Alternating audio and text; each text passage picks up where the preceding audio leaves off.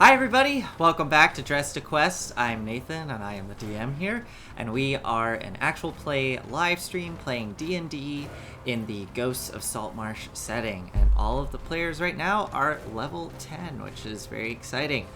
With that, let's do some player intros. Kicking us off, Torrance, why don't you introduce yourself and your character? Yes.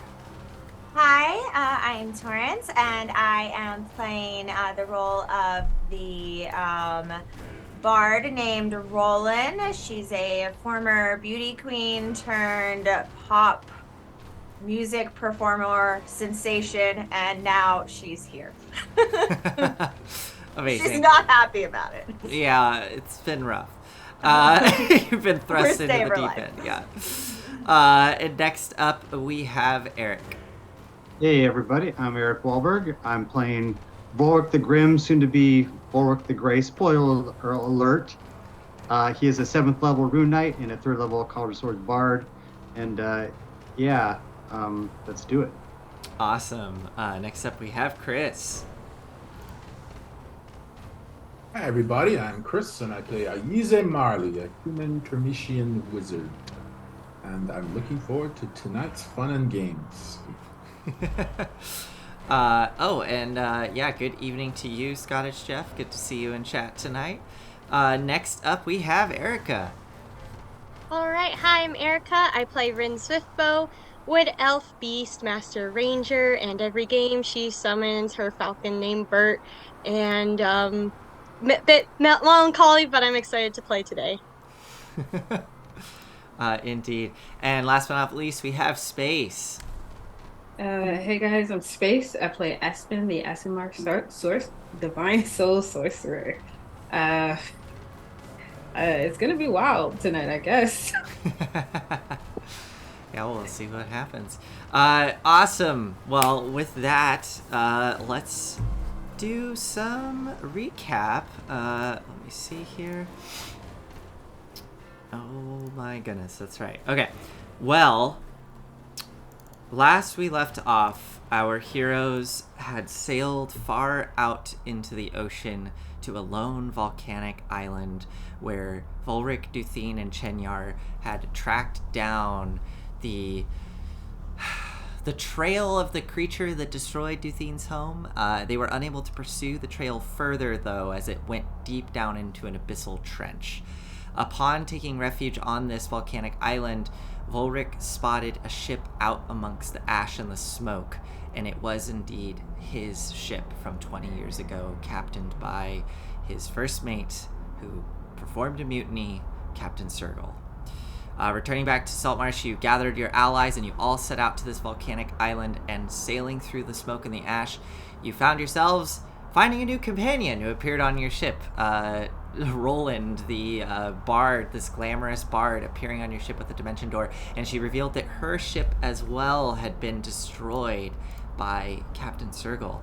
As you were getting all this information, you saw Sergal's ship appear out of the smoke, and you commenced battle, charging into each other. The battle was intense. The Diora was lost as the Volric's old ship, the Tamarot, seemed to have been corrupted by the power of Tharizdun and was sprouting tentacles from it, which tore the Diora to pieces. Meanwhile, you were fighting the corrupted Sergal. Being influenced by Tharizdun, he had barnacles and tentacles growing out of his body, and as Volric slayed Sergal there... Oh, actually, it wasn't Volric, that's right. It was Rin. I believe, Rin, you fired the arrow, the killing shot on Sergal, who dropped dead, and as Sergal dropped dead, seeming like the battle was turning in your favor, suddenly the black goo that was dripping from Sergal's eyes and mouth coalesced into an ooze-like form, a slightly humanoid shape full of eyeballs and mouths, and seemed to have Sergal's will and consciousness behind it, being blessed by Tharizdun, and it continued to press the attack,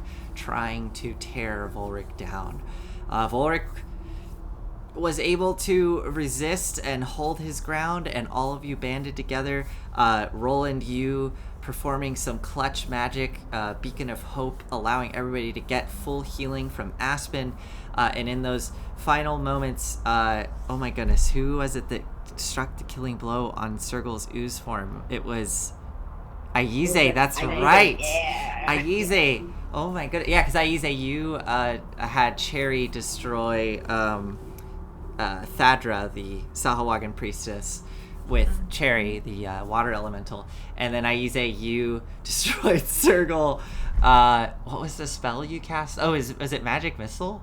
Magic missiles, yes. That's right. Yeah, the magic missiles came flying in and blasting Sergal to pieces. Thankfully, all the goo away from Roland, who had previously been covered in goo from the big frog-like creature. And as the goo of Sergal subsided and dissipated into the water, Volric was standing there, or not standing, rather, swimming, bobbing in the water with the Diora sinking around you. And behind you, Volric, you could see the carcass of Sergal floating and starting to get dragged beneath the waves. With that, though, let us pick up right from there. So, we don't have to necessarily stay in initiative, but let's start with Volric. There's a couple of things happening here. The Diora is being dragged under the waves. You're seeing pieces of it sort of creak and bend up out of the frothy foam of the sea as it's getting dragged under. Volric, you're seeing Sergal's body being dragged with the weight of the boat, the turbulence of the water pulling the body down. And I believe that Roland and Volric both can feel crawling up their legs just under the skin this strange flatworm-like creature that's sort of wriggling its way up the leg to try to get into somewhere under the skin. So let's start with Volric, though. Volric, what are you going to do? So you said that Sergal's body's floating or sinking? It's floating, but it's starting to kind of get pulled by the turbulence of the water from the ship sinking, so it's starting to get dragged under the waves. I'll swim over to him and grab him around. So this is his kind of human form, right? So I can grab him like at the top of his shirt. Yeah. Okay. So I grab him, and with my other hand, I'll start climbing up the side of the Tamarack. Okay, go ahead and make a either you can do a strength check or an athletics check for me to grab onto Sergal's body before it dips beneath the waves. What's coming?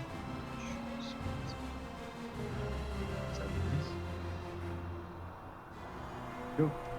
Okay, I'm still large, so advantage. Oh yeah, 28. So without issue, you slap your big meaty hand onto the floating body and pull through the water and up onto the ship. Also want to say hello to the Tranquil Monk. I don't think I've seen you in chat before. I think it says first time chatter.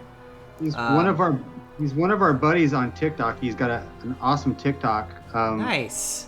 And I'm trying to multitask here. I was trying to find his link. No worries. Yeah. But and, hi, thanks for joining. Can you, Mr. Mug Friend, I forgot the name of your TikTok. If you give me the link, then I can give the website link here in chat. Cool. Also, always great to see Tabletop Misfits. Thank you for joining us tonight in chat. Go check out their channel. They do great work. I've been a guest on their show before. It was really fun. All right. So you grab the body and pull yourself up onto the ship. Roland, I believe you as well are bobbing in the water as the Diora is sinking around you, and you feel this parasite crawling under your skin. What do you want to do? I want to get on that boat. Onto the Tamarat? Yeah. Okay. I don't want to be in the water anymore, and I feel like I can deal with Roland can deal with whatever this worm situation is once she's not, partially in water. Okay. Go ahead, and I would like you to make an athletics check for me as well as you're trying to swim through this turbulent water up to the side of the ship.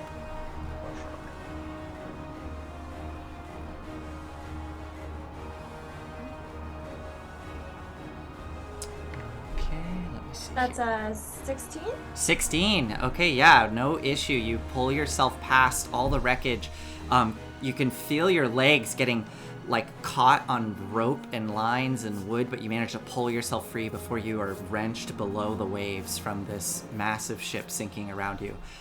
Getting yourself up onto the boat, you see your companions there, all on the edge of the boat, and you're starting to see the tentacles that were sprouting from the Tamara are seeming to slowly kind of wither and turn to black goo and dissolve in the water. And all of you watch but a few moments as the Tamara the Diora starts to sink beneath the waves. What are you all doing as you stand here on the deck of the ship? Aspen, What? I don't know if anyone else has this affliction, but these damn worms are crawling up my leg, inside my leg. Oh, all right.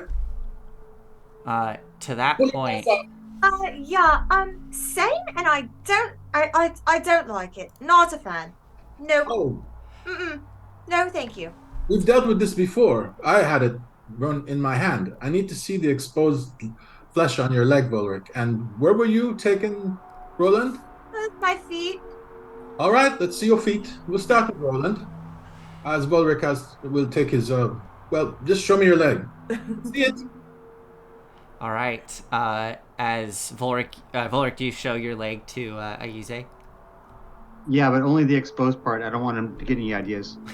Okay, so as you pull the pant leg up, Ayuze, you do indeed see the puncture wound.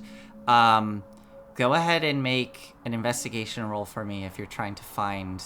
What are you trying to do exactly? Actually, let me ask that first. 16. When it happened to me, I had to precisely target where the worm was under the skin, and I used the flame bolt, and I powered it down just so I could destroy it.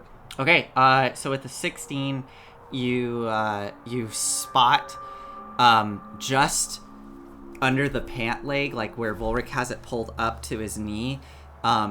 You spot the skin bulging and sort of slipping under the pant leg out of sight. So whatever this is starting to go up the leg further. What do you do? I grab his pant leg and pull it. Well, I say, pull your pant leg up. Okay. Up. As the pant leg is drawn up higher, you can see that, and it's moving quick. You can see that bulge under the skin going up towards like his inner thigh, towards the center of his body. Ulrich, this is gonna hurt. Someone heal him. And I target the worm and hit it with I'm powering down the flame bolt. Okay. I'm not using a full power bolt because I don't want to blow his leg off. I'm Okay. just doing just enough to pierce the skin and kill the worm. No need to be delicate. Just do it. Go ahead and make an attack roll for me, Ayuze. Do I have advantage because he's holding still and letting me shoot him? No. This is still a very difficult thing to do because it is under the skin. I'm sorry. I don't think I gave you advantage when you did it to yourself. Well, ignore the damage, but I got a 21. No. 21. Okay, a 21. I mean, Volric is still going to take some damage because you are burning through the flesh. I'll say it's half that, so you take 6 points of fire damage, Volric, as it... Ayuze, you release this precise beam of fire that cuts right through the flesh, and the wriggling worm is just incinerated with a hiss and release of steam. Meanwhile, Roland, you suddenly feel this piercing pain, kind of mid-back, like right at your spine. You feel this piercing pain. I need you to make a Constitution saving throw for me.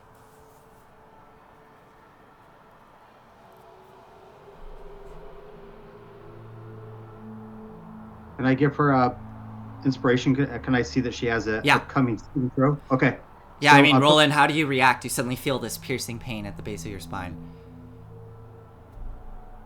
Fully, just looks like she's screaming, but it's because, her voice and her song is, her power. She has to, silence herself so that she doesn't just release an insane amount of arcane like energy. So she's just like And as she does that, you see this like what kind of color does your magic manifest as? Like purple and pink, right? at this point she's in so much pain it looks like just rainbows coming out of her because it's Okay. every like class of magic or Right. like school of magic that's just radiating out of her at once right now. I also rolled a 20. Awesome. If you would like to, you can either hold on to it or you can add the bardic inspiration given to you by Volric. It's up to you though. Yeah, I'll hold on to it. Hold on to it. I Okay. put my hand on her shoulder. Let the pain give you strength. Turn the pain against it. Okay. And Oh, as I'm gonna turn it against something, that's for sure. Before he tries to get this worm out of me, can I please heal myself? I have 1 hit point. yes, you can. Go for it. Okay, cool. As you are clutching, or as Volric's clutching your shoulder, and you focus in on that pain, and you release this burst of energy, you resist whatever is in there, but you can still feel it now, almost crawling up your back under your skin, and you are starting to hear in your mind the faintest sound, and feel almost a presence in your mind. You hear faint whispers. They're almost imperceptible, hard to make out what they're saying, but just these strange whispers coming through your consciousness. What are you all doing? Roll her over on her stomach and Roland, you need to hold perfectly still. I know this is very hard. I've never done. I will do my best, and I'm sorry for whatever magic radiates out. Oh yes, You might be covered in glitter for the rest of your life. It is permanent. Well, it's funny you say that because I mean, yeah, Aspen gets it. Yeah. No big deal. If you want, I can do whole person on you so you don't move. Won't be necessary. Okay. I'm good. All right, No, I use it. Oh, go ahead. Close to the spine. It's not like Volric. The worst that would happen to him is I'd blow his foot off. She just like fully like grabs onto the nearest like pole like structure on the boat and is like, all right, let's go. All Not right. the worst thing I've ever dealt with, but it'll suck. All right, Aize, as you point, and go ahead and make that attack roll. Oh, no investigation? You can, actually, that's, I would say with this one, as she flips over and you look, because she can feel exactly where it is, you look and you can see it just under the skin. It is indeed running up the spine. And this one is not moving quite as fast. It almost seems to be like trying to find something to attach to.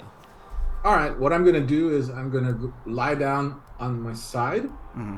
Not going to be shooting down into it, into the spine. I want to kind of... Cool. Yeah, I like it. So I'll do Can I give him guidance to help? Yeah, this is so weird. I'm allowing Aize to use his attack roll for this. I can do bless if that's better. I would say this would be bless would make more sense. Okay. So if you're willing to burn a bless, go for it. Yeah, go ahead. All right, here we go. You can. I add- apologize in advance, Roland.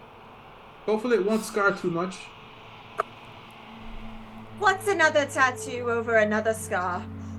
All right, that's a 26 without roll. It's a D4 for bless. Yeah. Yes. So total is 29 to hit. Yeah, Aize, what does it look like? You absolutely remove this thing. I fire off the jet of the firebolt, and then I slowly lower my finger so that it's like a blowtorch. Oh, cool. Yeah. As the skin peels open, again, there's just a release of steam, very loud. And yeah, Roland, it hurts. You do take 4 points of fire damage as it slits open, and you just watch the worm shrivel and die inside. And Aize, you can see as it kind of shrivels up and shrieks with the steam releasing, this horrible, like black flatworm with this sort of oblong round mouth that is almost like a suction cup, but it seems to be filled with all kinds of little like teeth and cilia that are kind of still moving as it just burns up and dies. If I had more time, I would examine that. Well, plus I just incinerated it. Okay. Our heal for Roland? Our good bear? I would like to spend sorcery points. I want to get sorcery points back. I would like to spend 2 of my my last 2 second level spells to get back 6. And I'm going to do a cure wounds at 5th level on Roland and 20 to get Volric as well. Nice. Okay. Go ahead and roll that healing. Back.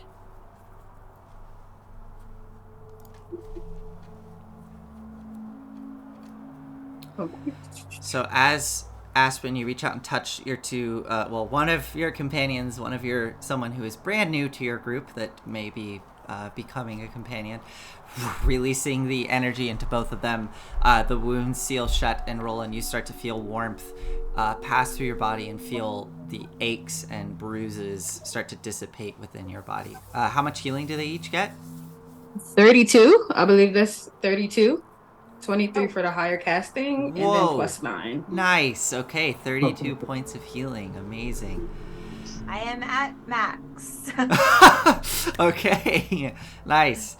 As you all take a moment to breathe here, what are you all doing next? You are sitting on the Tamarot, and the pieces of the organic parts of the ship are starting to dissolve away. Yep, we have a new ship. Volric, did you coin him yet? I was about to. Well, let's be about it, my friend.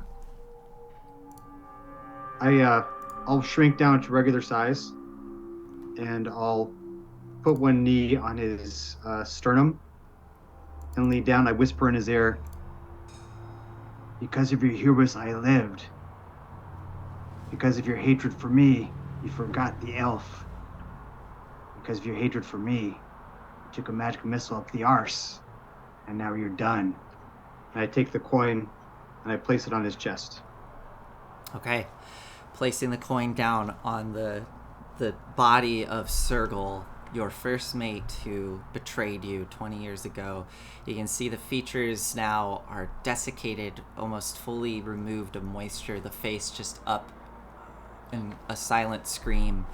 And as the coin hits, all of you suddenly feel a kind of cold wind burst outwards from the point at where the coin rests on Sergal's chest.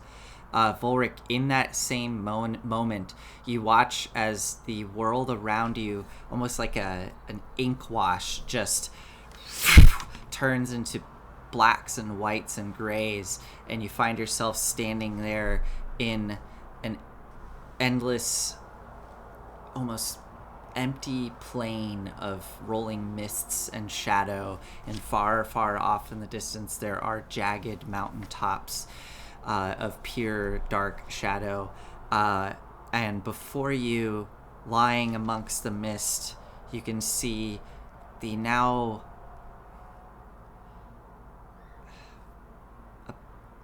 he looks frail, vulnerable, and the age at which he did the mutiny against you. You see Sergal. You see Sergal not in his mutilated form, but as he was as a young man when he was full of greed and ambition, and he stole your ship from you. And he is there, trembling, seeming to not be able to see you in this space, looking around wild-eyed, and you hear a voice whisper into your right ear and feel a presence over your shoulder. "Oh, Volric, you did a wonderful job."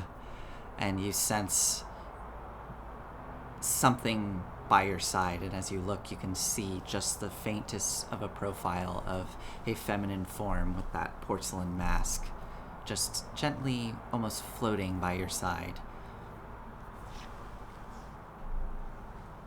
Queen, does this mean that Chenyar, if she fulfills her work with you, she will be set free as well? In a manner of speaking, yes. And as I said before, Volric, we could always make a different exchange if you want. As she gently drifts in front of you and is now looming above the frail form of Sergal, who is starting to pull himself up. He looks almost ethereal. You can slightly see through his body. You see that he's shivering and looking around in fear. And she just smiles. Well, she doesn't smile. She has this plain porcelain, unmoving, almost doll face as she's looking at you with the black raven hair. Are you sure you really want your old self back? Look at what you've accomplished. You got your revenge, Volric. My lust for revenge ended a decade ago. What matters now is there's Dune and my friends. What is it that you could offer me? I could offer you so much. I could offer you more time with your son. I could make your memories more clear. You could revisit your son at any moment you would like, the memories being as crystal clear as though you were there. But I, of course, would still get to own that little piece of you. And if I say no, you return me to my old self, that piece that you own, and then we're done, correct? Of course. A deal's a deal. Then I'm completely free of you, correct? Yes, indeed. Then, Raven Queen, I say to you no, and also kiss my arse. Very well. As she gently extends her long, bony fingers down to the ethereal form of Sergal, now clutching the knees between his arms, looking like a child. As she just extends her fingers down, you watch as his form, sort of like ink, is drawn up into her fingertips and dissipates into her arm. I'll enjoy this one. You deserve no mercy. Enjoy. Good luck, Volric the Grey. As the world shoots back into clarity with all of your friends around you, as though not a moment had passed.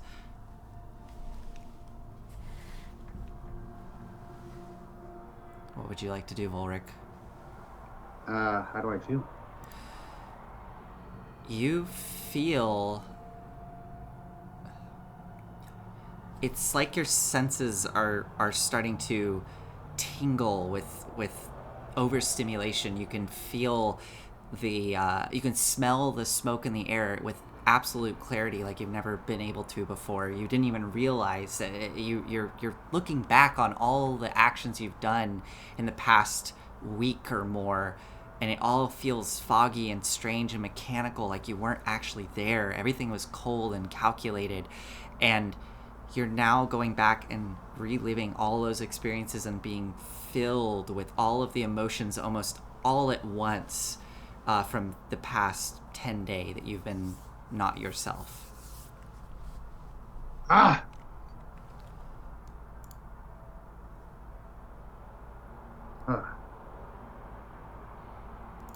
That was like the damnedest shot of whiskey I've ever had. Sounds like a horrible brand of whiskey. That it is. Oh, you sound like yourself again. You don't sound all grim. No, I vaguely remember what was going on before. I remember the beats, but not the warmth, you know what I mean? Strange. Do you remember all of us? Yeah. Ah, good. Because then it could be amusing to have to introduce you to Roland again. Uh, I wasn't sure if you were having a senior moment, but that's fine. I'm so happy to see you, my friend. And happy to see you alive. And what's this garbage about you committing your lives to be able to come back? Oh, that? Yeah, we didn't really have any options. We didn't know. We didn't know that our little friend had actually rescued our bodies. We thought that we were, what I thought I was stuck inside a pod slowly being digested and turned into an octopoid minion of Thera's Dune. So, yes, Ren, you get it, right? Yeah, I remember the pod too much. Imagine how surprised I was to wake up inside what did he put us in? I think it was Just a tub. You were just in a tub. At least you weren't on the floor. yes, I was in Wow, thanks, Ren. Yeah. Listen, I'm not happy about this situation. I'm trying to make light of it. Yeah, if I'd known that we were gonna get a res or get, a priest to bring us back, then I wouldn't have done it. But I thought that exactly what I just said, Broderick. But the milk is spilt, the ink is dry. Time, I've had enough ink for one day, thank you. How's your back, my dear? Fine, I'll just have to think of something creative to get tattooed back there. Otherwise, I'm great. Thank you. But I suggest cicatrization. It's a custom in the South. Scar tattoo. Ooh, that would be a first. A first for me. Interesting. I like it. Roland, you bring the kind of energy we need, not to mention the power. Will you be staying with us? Well, first off, thank you. I've never been in a situation like this before. The last real battle I had was just talenting out all of the other girls and that beauty pageant, which isn't really saying much. And I guess you could count the numerous pits I've found myself in at various shows, but that was new and exciting. And also, I don't feel like I have a choice. My ship and my crew are all gone. My brother will be making his way with a delegation of my fans sometime in the next few weeks, and I'm afraid that they're all doomed if they try and come out here. So I need to figure out how to stop that, get a hold of him, and I think I have the best chance that I can doing that with all of you. So, yeah, I'll stick around, as long as you'll have me.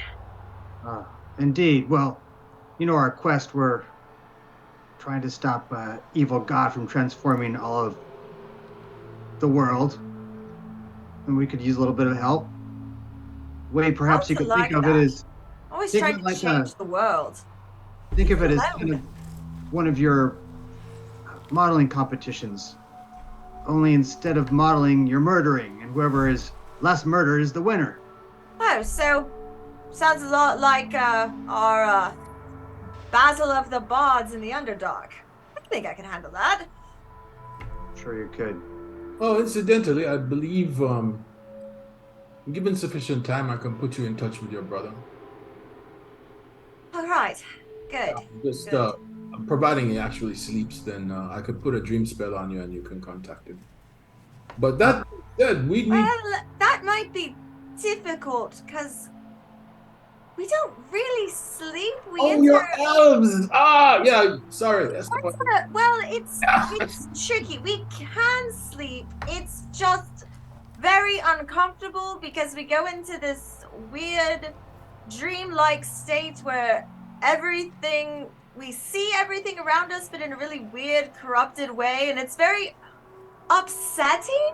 We can do it. We just usually avoid it at all costs. But if that's what I need to do to prevent my dear, sweet, precious brother from a fate worse than death, then I think I can handle seeing some monstrous-eyed octopus that looks like worse than what we just fought. No, it's not like That's that. fine. And more importantly, one, do your dream, and if it won't work if your brother's awake. Maybe he doesn't sleep either, so. All right, never mind then. I said, And also, since I'm filling myself, I use a Aspen Rin. Come here. And I kind of motion them towards me. yes? Yes. I will use my Rune Knight ability and grow again, and I Oh all no. 3 of them at once. I love you guys. Oh, okay. All right. Okay. I really love you, and I pick them all up at once. I'm a thin boy. Come I on. kiss each one All right. on the forehead and set them down. You beautiful people and killers to boot. Yeah. Here's the Volric I remember, not that gloomy so-and-so. I crick my neck. Yeah, I should roll damage on you. Probably cracked your back. The crew is out there on dinghies, on the dinghies with the Duragon. Might I recommend that we take stock of this vessel? You said it was yours, Volric, at one point? It was decades ago. We have a captain Maybe I could get... transferring that ship to Aspen. Oh no, no, no! I could not. This is your ship. You should take lead. Very well, for as long as we're using it. And we'll use it when we go back. After we win. Let's go to them. Shall we go with the crew? Yes. Let's hope they haven't went down or anything. Let's find them. I'll take And I the just lead. I kind of go over to Roland, and I'm like, "Are you okay?" Well, I think I am as okay as I can be. Are you okay? You seemed like you're having a bit of a rough day, and it's not Yes, necessarily because we just had a big bad fight. A lot has gone on from the very beginning, so it's just some days you just wake up and you're just like, it's gonna be one of those days, and that's how I felt this morning. You know, I woke up this morning and I thought, it's gonna be one of those days. And now I'm like, it was not one of those days. It was one of No, those not days. at all. But, look, I've been through a lot. Not obviously as much as y'all have, and vastly different. But whatever it is that made today be a day, but before it was a day, it's very conflicting. The point is, you don't ever really lose anything or anyone. You just learn to kind of grow with it. It'll be all right, whatever it is. In this Thanks. moment, you all hear coming from the side of the ship something climbing up the wood. And you see a hand, kind of blue-skinned hand, slap the side of the deck, webbed fingers. My sword. And as you draw your sword, Volric, you see, kind of panting out of breath, Duthine pulling herself up out of the water and over the edge of the ship. Roland, you not ever meeting this person before, you see a blue-skinned individual, webbed hands and feet. She has these very thin, translucent fins that kind of sprout from the top of her head and kind of back. And she has these large golden eyes, kind of a small, thin nose. And she's just very kind of fish-like in her appearance. And I would say maybe with your travels, you have maybe encountered one or two folks like this. This looks to be a Triton, or Triton. I don't know how you pronounce it Yeah. exactly. A Triton. Yeah. They're similar. They're similar to water genasies, which Yeah, kind of. Yeah. hang out where she grew up all the time. So like this is not the weirdest thing she's seen today, and it's definitely not like she's seen it all when it comes to, you know, just about any type of person or creature. She's more just concerned about how bad. Yes, there we go. How rough they're looking. As she gets onto the deck of the ship, looking you all over, she kind of cocks a wry smile and looks towards Volric and Aspen. I know you told us to abandon ship, but I couldn't live with myself. I was on with the rest of the crew, and I just kept thinking back to the fact that everyone in my home died, and what I did then was run and hide. I don't want to do that again. I would like to be with you all for the remainder of this quest, if you'll have me. I offer my hand to pull her up completely onto the ship, and I stand before her and I say, I expected no less, to be honest. Thank you, Volric. To the end. To the end. And she straightens herself, drawing what looks to be a very finely made short sword. She kind of pulls it out and twirls it in her hands and stands there at the ready. Yeah, Volric? We should gather the others. Oh, you're going to get the rest of the crew. She kind of looks around, seeing all the dead bodies. I guess I could have saved myself a trip. She kind of looks back, and as you follow her gaze, you can see barely perceptible the small life craft far out on the horizon, sort of starting to disappear into the smoke. They're heading towards the island, correct? They were heading, I think what the idea was is they were going to be just heading out to sea away from this area, so they're sort of starting all the more reason to get them, so they're not just like stranded out at sea. Yeah. Exactly. Yeah. So without belaboring it too much, you all can. Well, let me first go through this. So you want to take stock of the ship as you start to move through the ship and try to get it back into working order to send it out to gather your crew. It becomes very quickly apparent the vessel is seaworthy to an extent. There is definitely a lot of holes throughout the vessel, and there's in fact even some water kind of perpetually sloshing about in some of the lower decks, and some of the holes you can see are where the kind of organic material, whatever this weird symbiotic relationship was with the boat and this organism, were that the organic material is just starting to dissolve and slough away out through these like portholes in the side of the ship.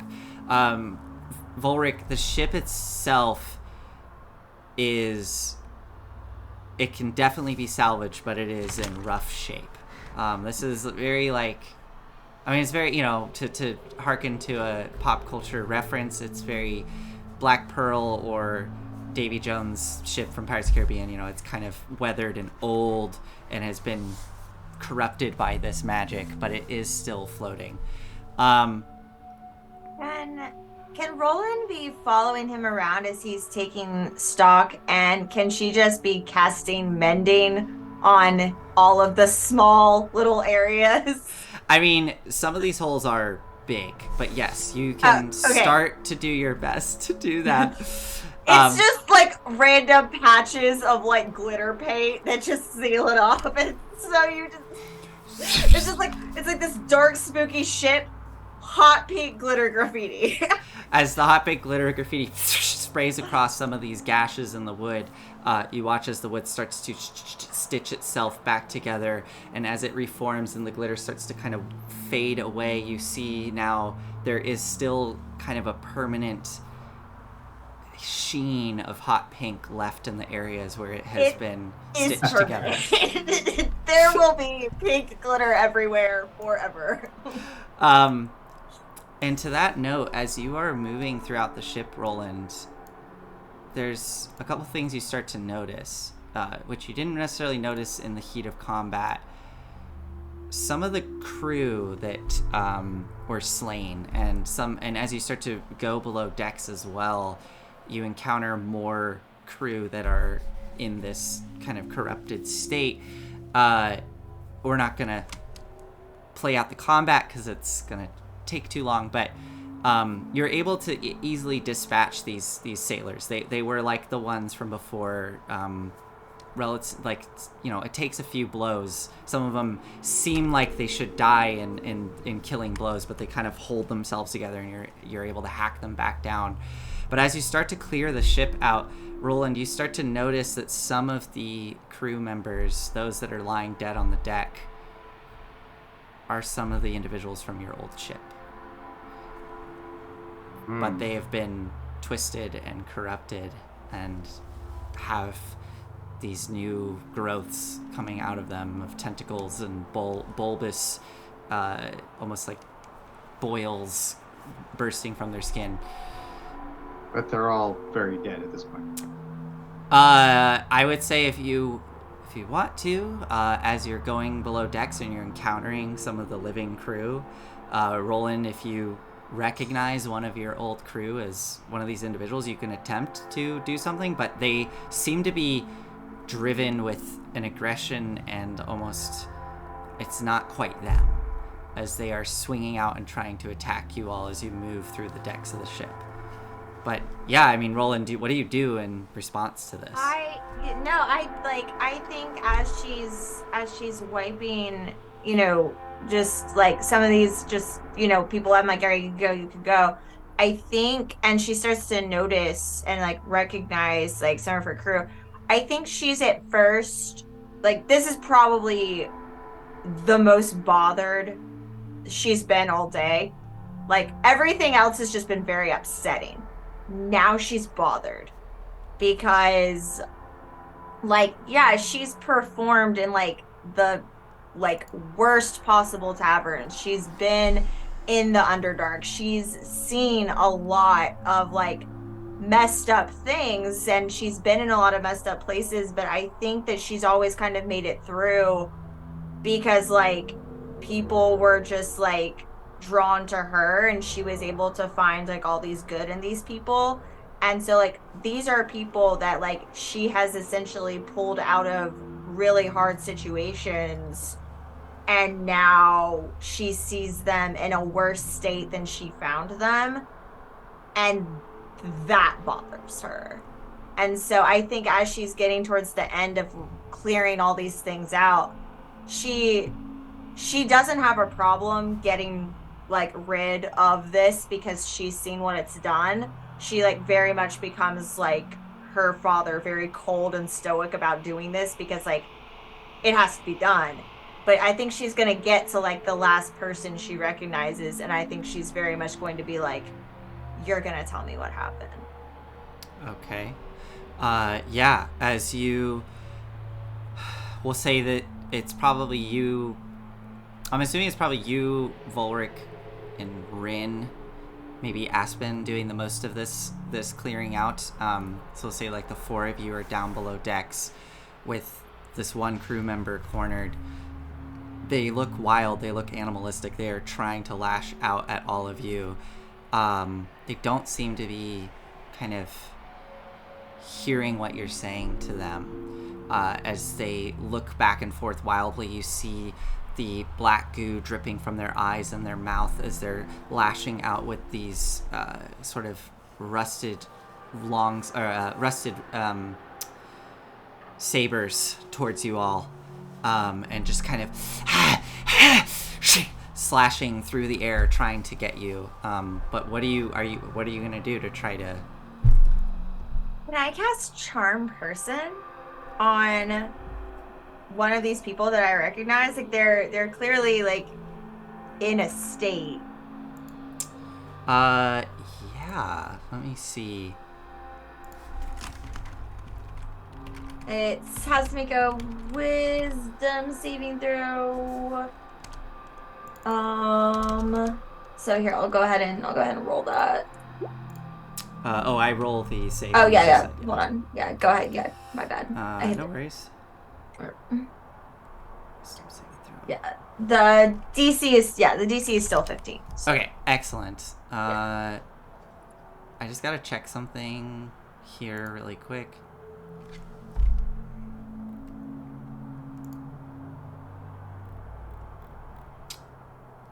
I will. I still have, I think, 2 of my. Oh wait, runic shield only works for attacks. I'm sorry, never mind that. You go ahead. All right, wisdom save. Here we go. 15. Mm-hmm. Okay. Yeah, that's a failure. This individual seems to suddenly twitch and look at you, and their voice is sort of odd and labored as they speak out to you, as they kind of look between you and your other companions, sort of feverishly. They must be consumed. What are you doing? And they turn to face your companions with the sword drawn. Now listen. No one's being consumed today. You've already done that enough for the both of us and everyone else here. What you need to do is you need to tell me why you wanted to be consumed, because I thought you were consumed by the power of music and our love and having a good time, and this is not our vibe, dear. It doesn't look good on you, and we also like to look good. So why don't you tell me what's going on? Okay? Okay, go ahead and make a persuasion roll with advantage. And this individual is like backing themselves into a corner, blade out in front of them. You see tentacles sort of growing out of their arm and down across the blade, some sprouting out of their chest. I don't even need the advantage because that's 19 plus 11. Woo! That's a 30. 30, okay. They are still tense with everyone there, but they look back to you. I don't understand. Haven't you been blessed? Can't you hear the voice in your head? Can't you feel the drive? The drive to consume, to change, to turn. I mean, the only drive and urge I feel to consume and all that honestly nonsense you're spitting right now is I've already done it. I've consumed winning and performing and being the best, and that voice in my head. All of that is worthless for what Well, is that's a awaiting point. us. That's your opinion. You have different goals and aspirations than I do, darling. I don't. Listen, whatever voice I'm hearing in my head, it's either a source of inspiration or that's a problem for tomorrow, Roland. Roland, you suddenly hear a voice shout out. You're on like the kind of middle deck. There's one more deck to go, and you can hear the sloshing of water below, and sort of see the stairs going down into darkness into that section of the boat. And you hear a voice call out from below. Roland, baby, you're wasting your time. Please, I can't believe to hear your voice. Oh, I'm so happy to hear your voice. Baby, please, come save me. Save us all. We're down here, please. And you hear a voice you very much recognize. You hear the voice That's of... little... Yeah, you know who this is. I am downstairs before the rest of them, like Bulric or any of them, can like blink. Okay. And I'm either going to hug him or I'm going to shoot him. All right. So Roland dashes out of the way. This individual that she had cornered just like sees her dash down the stairs, looks back at all of you, and immediately lunges with the blade out. Again, depending on what the three of you want to do, you can either wipe this person out without issue, or you can try to do something else. Are the three of you going to attack this person or try something else? I'm going. Which one are we talking about? The one that's been corrupted, the sailor that Roland had charmed and was pressed up against the wall.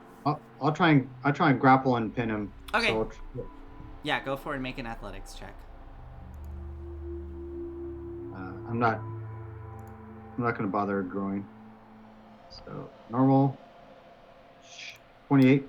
Okay, yeah, And you then- are able to grapple and pin this individual as they're squirming in your arms. 16 for the pin. So first grapple, then pin, because 2 attacks. Yeah, I mean, yeah, you managed to do this. Cool. Um, Alright. Roland, you dash downstairs, and Aize, sorry, I didn't mean to exclude you here. You can hear this commotion downstairs as you were doing an inspection of the boat. Do you want to go and join the rest of the group, or are you doing something else at the moment? I'm checking the boat out, and I'm looking for the quartermaster's Okay. quarters.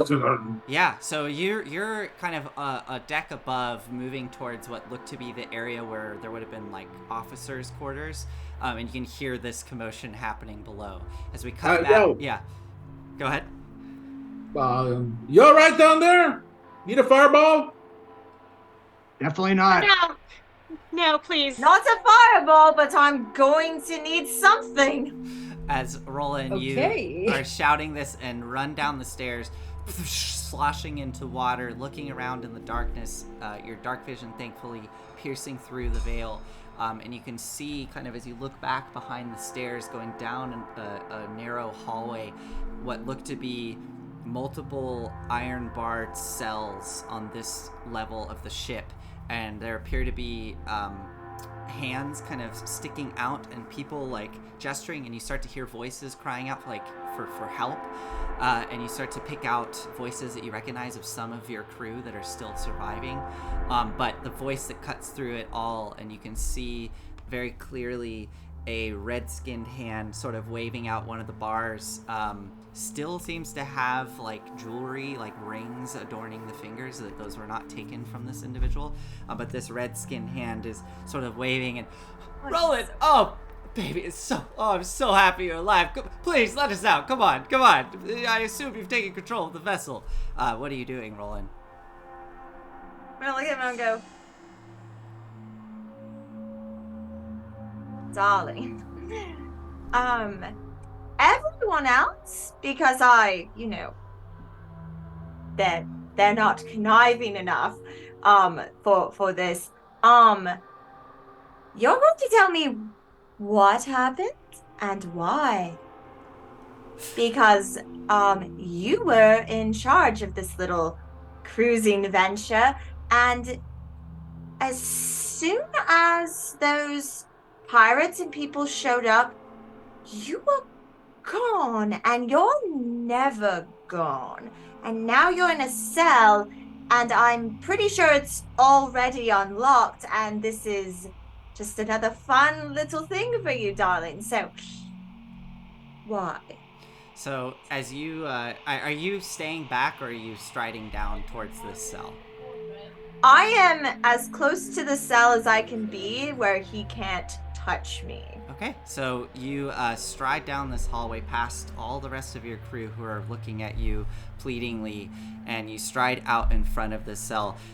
Rin, Volric, Aspen, as you come down the stairs, you can see Roland down the hallway standing in front of the cell. And Roland, as you look through the bars, you see Arani there, the short, red-skinned tiefling man. He's got short little black horns that kind of curl upwards. His hair is it is typically shaggy, but it is like very disheveled and shaggy at this point. He knows better. With teal tips at the ends, and his black shaggy hair is kind of sort of swooped across his forehead in front of one eye as he kind of flicks it out of his eyes. Roland, baby, please. I don't know what you're getting at here. Come on now. I mean, did you see what happened to all of us? I mean, come on. What are you getting at? What are you even implying here? I saw you run and hide, and not a single one of those pirates stopped you.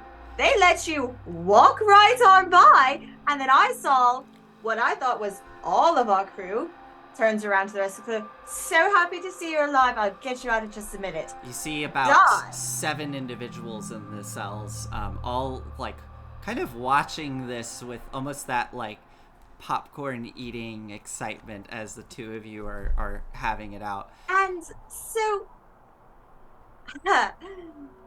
clearly you knew something was going to happen because you were very insistent that I wasn't on deck. Now, you're below deck and that's where you're going to stay unless you start talking your sad, pathetic, desperate attempt to be me mouth and answer my questions. I'll answer your questions. I don't know what you're getting at. I mean, come on. I was just, I was running for my life. She just puts her hand up and just like turns around to like her new group of friends who, and the rest of her, she goes, this man is not to be trusted. He is to stay in here until he's ready to give an answer. I am not in charge of this ship, but if that's agreeable by all of you, we will all be much happier if he stays dead. Do you want me to send him to hell? I could send him to Avernus if you want, where he'll be tortured forever. It's kind of his home already. He would just find another way to get out. He would have too much fun there, honestly. And I don't want him having any fun. We could always tiefling him off the ship. That was yeah, he's back. He's back.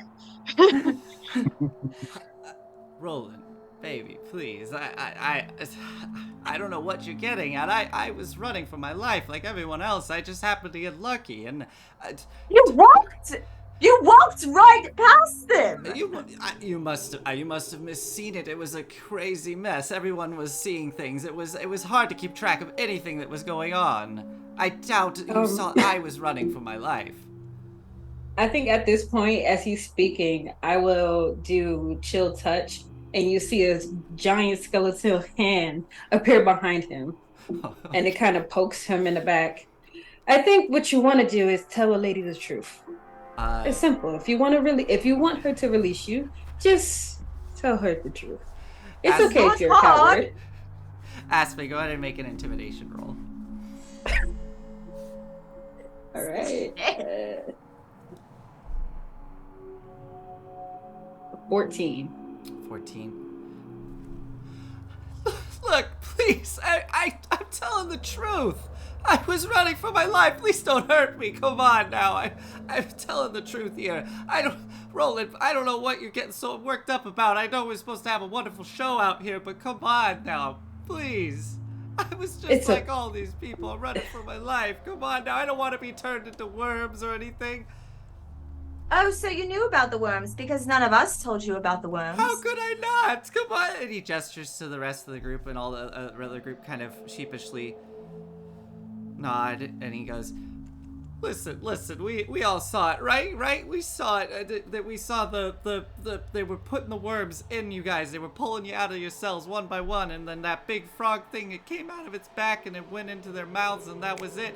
Boom, they was gone. So, you watched us all almost die, and you did nothing. No, this was before you all showed up. We've been down here. Come on now. And then one of the people in the cells behind you, Roland, goes,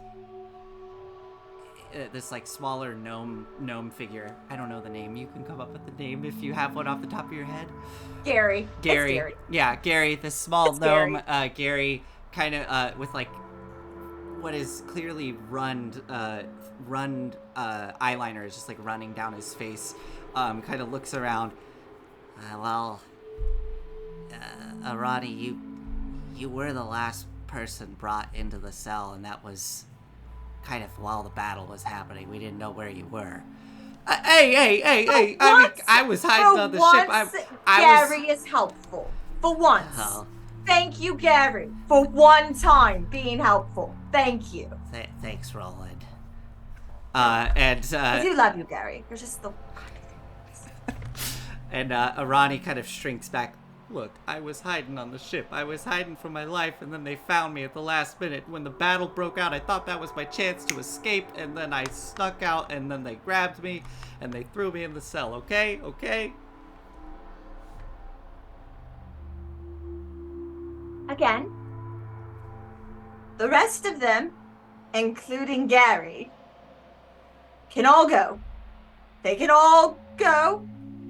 This fool stays here until I get what I want. If that's fine with all of you. Of course, not my ship. Absolutely fine with me. Fine with me as well. Yep. No objections here. Gary, please make yourself helpful. For once. Well, twice now. All right. Yeah. I mean, what do you want me to do? I don't have the keys. Just be helpful, Gary. It's not hard. Okay. And he waddles up to the door and just kind of starts pushing on it, and then looks over the three of you. You got keys? That'll really help me be helpful. Poor Gary. Poor guy. Sorry, Gary. We skipped the key part and just followed Roland down here. And I think at this point I'll go upstairs and kind of look for the keys. Yeah. And yeah. Yep, again. Still no need for a fireball? Actually, I usually we need your pipe and your mind magic, please. I don't normally agree with your interrogation methods, but they might be required here. All right, I'm coming down. Oh, you're in the hold, and whoa, cages filled with people. My goodness. And yes. No keys, huh? I haven't found any yet. I'm still searching. Step away from the bars, please. Is there anyone here who is not to be released? That tiefling fool right there. Everyone else, free to go. All right, firebolt. On the Okay. lock. Yeah. I mean, it takes time, but you are able to one by one melt each lock with some successive controlled fire and pop them off. When you get to the cage where Gary is this small, older, gnomish gentleman with what looks to have had thick, heavy eyeliner on that is completely run at this point, is kind of looking up at you. Hey, can I just hold your hand while you do that? Why? It'll help me be helpful. Oh, you're a lucky gnome. Yeah. Oh, all right. And he grabs your hand. You're lucky. That is for emotional support. He just grabs your hand and then points at the lock and goes, I think you want to hit that right there with your magic. All right. I've never met a lucky. and it melts. And he kind of, as the lock is melting, he looks to you, Roland. See, I'm being helpful. Why didn't you tell me sooner you were lucky? Oh, We would have. I never came up. I would have put you on payroll 4 years ago.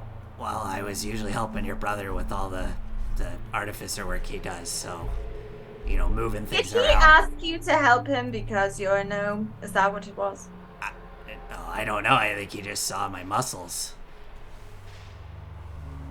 And he kind of lifts his arms up, and he's actually pretty well built. He's just kind of got the big he's got the very kind of beer belly rounded body, but when you see his arms, they're thick, and you are realizing the first time he's got thick meaty arms and big thick meaty legs, and he's like, yeah, hey, I've been doing this a long time for music, moving stuff around. We don't really got a name for the type of work we do, but we like to move all the equipment and gear around. So Right. Now, Yeah. Gary, when we figure all this out, we're talking because you need a raise. I mean, Oh. not right now, but thanks. don't ask me for money today. It's a bad day, Gary, and you know how I get when people ask me for money on bad days. Yeah, I won't. I'm not. I'm gonna do already that. very generous. I just keep my head down and I do the work, and your brother gives me the nice tobacco I like, and I'm good to go. Gary, you know that's not. Can I continue? Yes, sorry. And as I the can't- final lock is You need a moment. No, no. All right, continue. Come along, Lucky Gnome. All right, Okay. you're the one Oh, that Gary. release, right? What is your name, Sir Tiefling?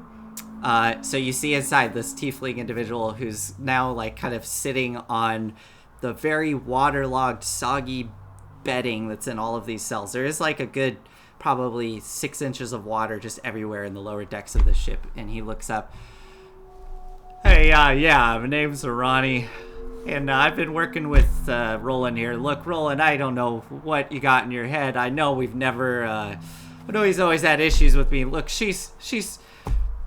He kind of leans in a little close. She's being a little crazy right now. Come on, buddy, will you just let me out? Yes, but first you need to do something for me. Yeah, well, what do you need? Take this pipe and put it in your mouth. Oh, he kind of looks over at the rest of you and at you, Roland, and then back at the pipe. Do it. All right, what do you got in there? You got some good shit? Is that a euphemism or an actual pipe? It's a pipe, you pervert. And then I snap my fingers and generate like a baby firebolt. And Okay. light the pipe. Yeah, he light it up. He kind of looks at it. Inhale deeply. Don't worry, it's the good stuff. I got it from a halfling in where were we from? Saltmarsh. Yes. I say I would like you. He's a little on edge. I would like you to make a deception roll for me at advantage. It's a low. I know you hate doing these. It's a low DC, but he is on edge. Like, this is a little odd. If But you go don't ahead. do it, I'm gonna have this big bastard here come in there and force it in your mouth. So just do it. Okay, you can make an intimidation roll if you want. Again, that's not a euphemism, right? That's what I do. Let me do intimidation because I suck at it. I said at advantage. Oh, you got a 10? Yeah, I got a 10 and a 3. I mean, so before you go on, with a 10, he kind of looks around. Oh, all right, yeah, I'll take a hit of whatever that is. I could use it. And he pulls the pipe in through the bars, takes a big puff. Exhale, and I want you to not think about whether you betrayed your troop. Okay. Then I'll mind probe it. And if you're innocent, I apologize. All right. Trying to remember how we did this in the past. I think I had him make a wisdom saving throw versus your DC, I believe. Should have wrote it down. I can tell you, it's one sec. Here, I'll post it in chat. Oh, sorry. This is more for the pipe because I remember we did something with the pipe, like. Oh, right. Thing. I can't remember what he did with the pipe. I'll do a wisdom save because I think that makes sense. It's like you are trying to demand something of him, and he's kind of like, as he's releasing the smoke, he's like scrunching his face, like what? Yeah, he rolled a natural 8, so that's What do we see in an the smoke? 11. Yeah. So and then for the mind probe, as you release detect thoughts and start to scan the surface level thoughts, are you gonna push deeper or just do the surface level? No, I'm probing. You're going all the way deep. Okay. So he needs a wisdom. He needs a DC 18 wisdom roll. Okay, I mean, yeah, he got an 8. He got an 11, so he failed on both accounts. So as he, in this moment, suddenly realizes what's happening and is kind of like trying to hold the smoke in, and it starts to cough out, and he's looking really uncomfortable as you start pressing into his mind. All of you see the smoke coalesce. Roland, you watch as the smoke kind of forms into shapes and figures, and you see what looks to be 2 figures swirling up into shapes of humanoids, and what looks to be sort of rising up in the distance, like almost like a cityscape, like a city skyline. So these 2 individuals seem to be standing somewhere in some city, conversing with each other, and you recognize. I would say you recognize the skyline almost instantly. It is the skyline of Waterdeep. And you see that one of the individuals is Arani, and the other looks, you can't quite make out the features even in the smoke. It's some cloaked individual. And the 2 of them seem to be conversing. And then in the next moment, that smoke dissipates once more, and you see the smoke form of Arani standing with hands on hips, and standing next to him you can see the kind of tall, slender form of Captain Sergal, and you can see what looks to be sort of in the background your ship sinking beneath the waves.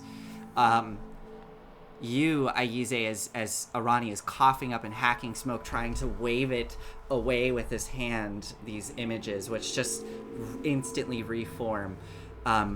You see a more crystallized version of what the smoke is displaying. You see Arani standing in some cobblestone street somewhere very late at night.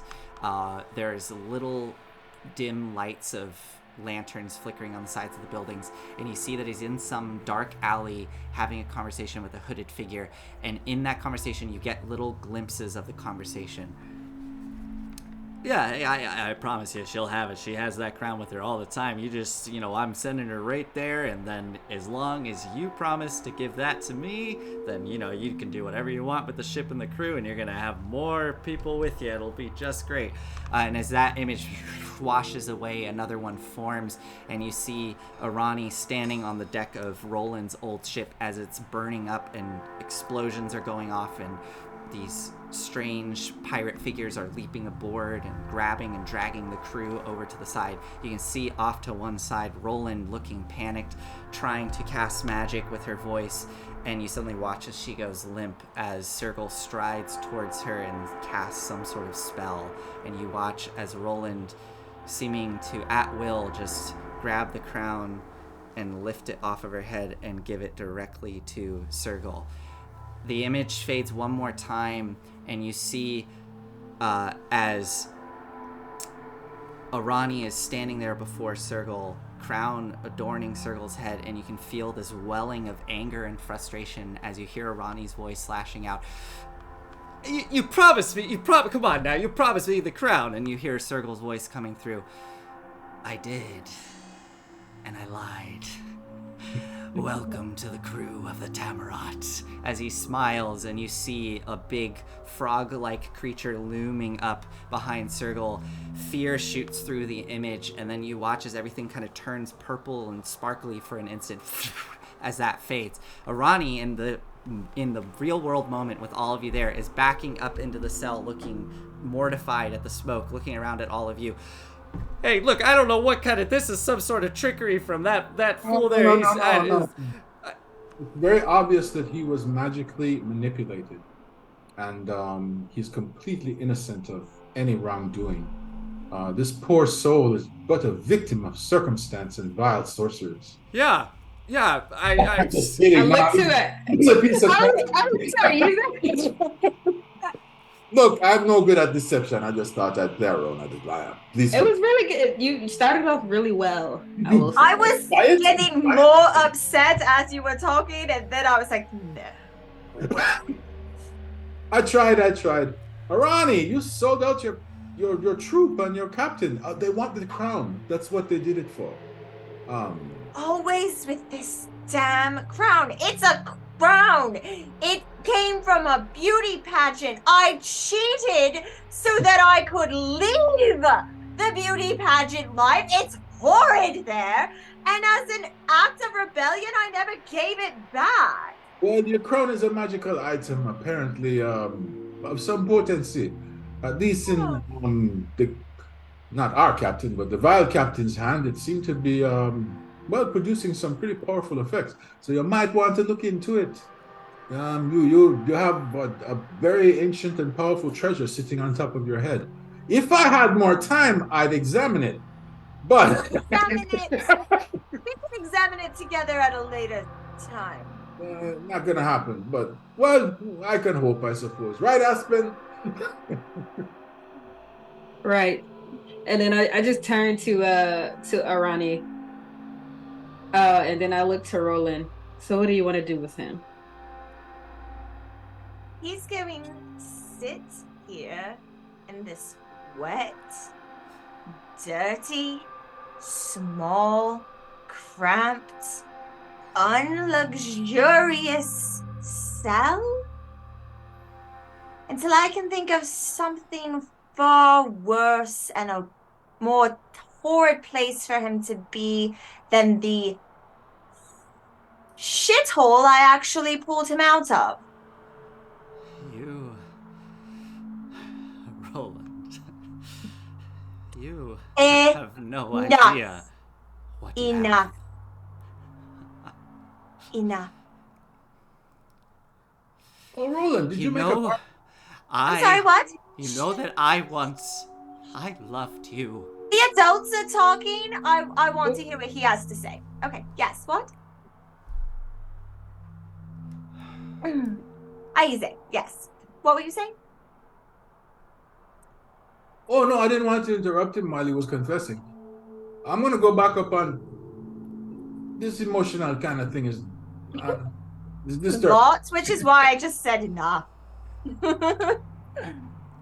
Anyhow, what I would recommend is ask him if there's anything information he can tell us about what's down below, and that might mitigate his final sentence. That's all. But I'm trying to remain focused. Did the crew ever come back? Or yeah, so at this point, hey. we'll say that Duthine leapt over the side, kind of like holding up a hand, seeing the state of the ship, and was like, I'll just go get them. I'll be right back. She leaps over the side, swims out to gather the crew. So some time has passed at this point. As you are finishing up this conversation, you can hear kind of the bumping of boats against the side of the ship and people starting to climb aboard the deck. Aize, you said you were going to head to go and continue looking for the quartermaster's quarters? Yeah. First of all, did anyone think to grab the sea chest from my cabin before you jumped off? I was busy smashing our ship into their ship. No, I'm talking to our crew. Oh, so as we'll resolve that in a minute as you get upstairs to talk with the crew. As Roland, as you see the rest of your crew sort of gathering around you, you see Arani there in the cell looking damp and pathetic and angry at you. He just looks at you. Great, you can see the tension in his jaw, kind of grinding his teeth.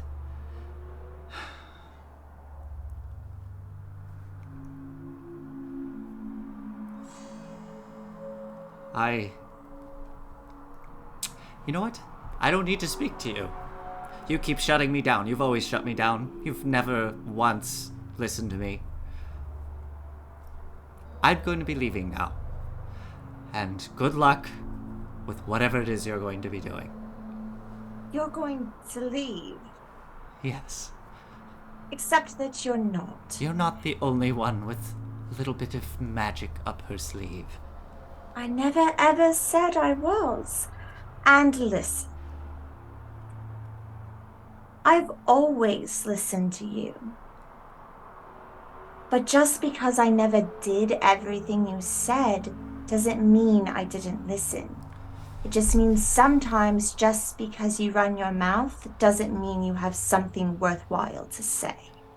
You could have been so much more, Roland, if you just listened to what I had to say. I tried to push you into directions you were unwilling to go.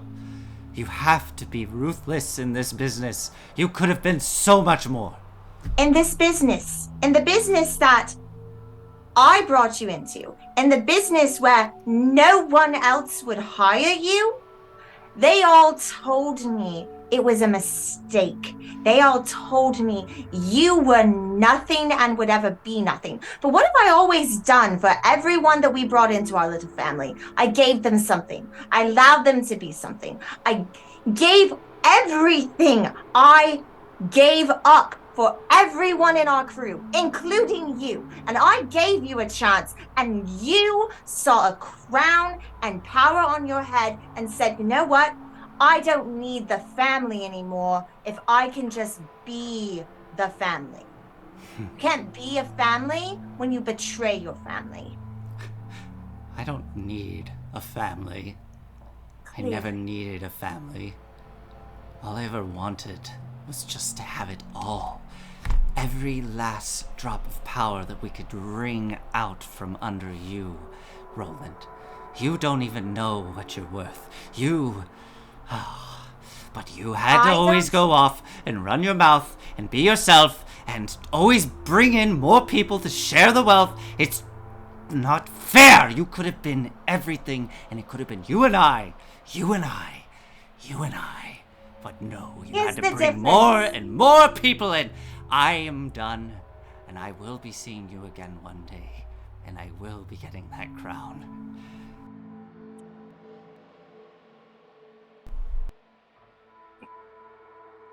I don't know my worth. Hello? Are you guys there? Okay, I think my mic Yeah. literally cut out at the last second there. You're good. Your role playing's too intense for My your role microphone. plays too intense. He flicks. He I flicks don't his know hand my up. worth. You can look my worth up on the fantasy worth score, whatever it's called. He's going to flick his hand up and cast a spell. I say as he's casting, I just okay. want to say to him, if you're leaving, let me know if you want some water wings. He, as the spell is starting to take hold, he just looks at you and cocks his head. Another moron I see you found, Roland. As the spell You were starts the to first, so you would know what it looks like.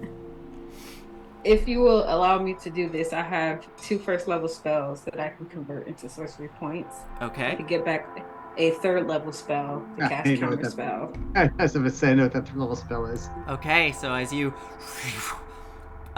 focus in and the sorcery points combine and you release the counter spell, you do need to roll a d20 to see if you can counter This is spell. straight charisma. Yeah, roll a d20 and add your charisma modifier. Okay. 20, 17, 13, plus 6. Well, you rolled a 7, right? And then plus 6, that brings Yeah, it to a 13. plus 6. Yeah. The spell does not get countered as the purple magic forms around him and you see a door appear as he appears I behind taught him. you that. Appears behind him, and as he falls through, he just and disappears through the dimension door and goes off somewhere. All right, we are just about at break here as you all stand there, the rest of your crew looking in stunned silence at this moment that just happened. Roland, Roland, what do you do in these kind of final moments here before we retire for our first break?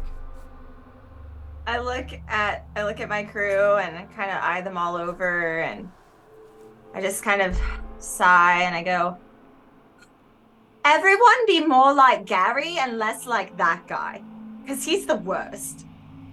Hey guys, how's it going? I know we don't talk much.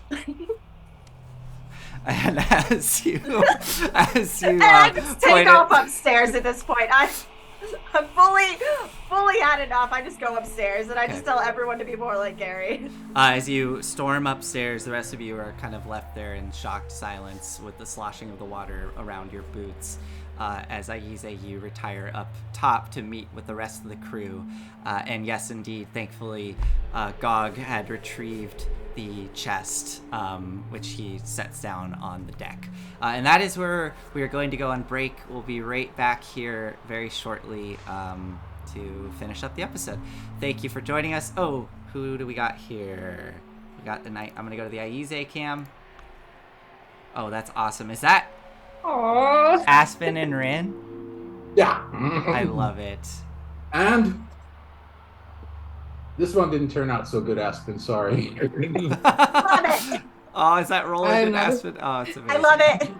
I love it too. Perfect. That is awesome. All Can right. I just hold up the keys at the end as everybody? Oh, I found the keys. yeah. So, real quick, guys, I want to plug some of our friends. So, Tranquil Monk, you can find him as Tranquil Monk on TikTok. And I did earlier put in, I don't know, Roland, did you actually say your real name? We're working with your TikTok Torrance. name, correct? Okay. Yeah, so Torrance is up there as well. But you are Tiny T14, correct? On TikTok? Yes. Tiny T14.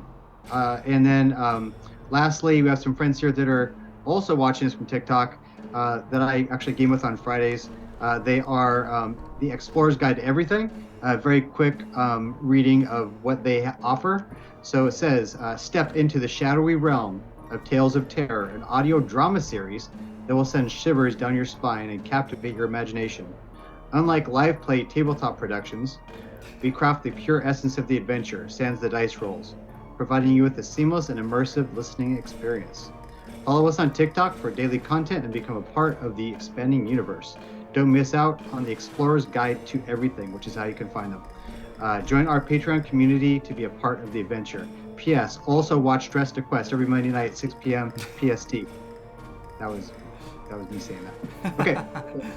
Awesome. All right. Thanks, everybody. We'll see you back here very shortly. We're just going to take a quick break. Bye.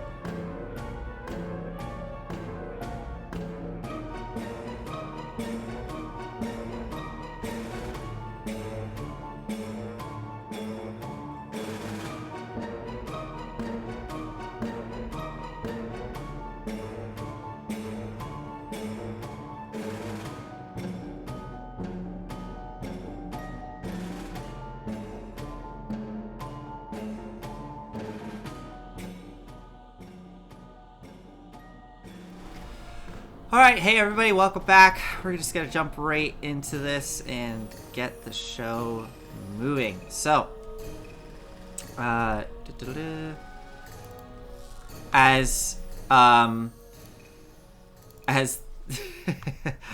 as Roland storms upstairs, and Aize starts to gather up the crew and gather up the chest, and you all start to finish your inspection of the ship, you do indeed find that it is somewhat seaworthy. It could definitely limp along, but it will require quite a bit of work to fully get it into repair.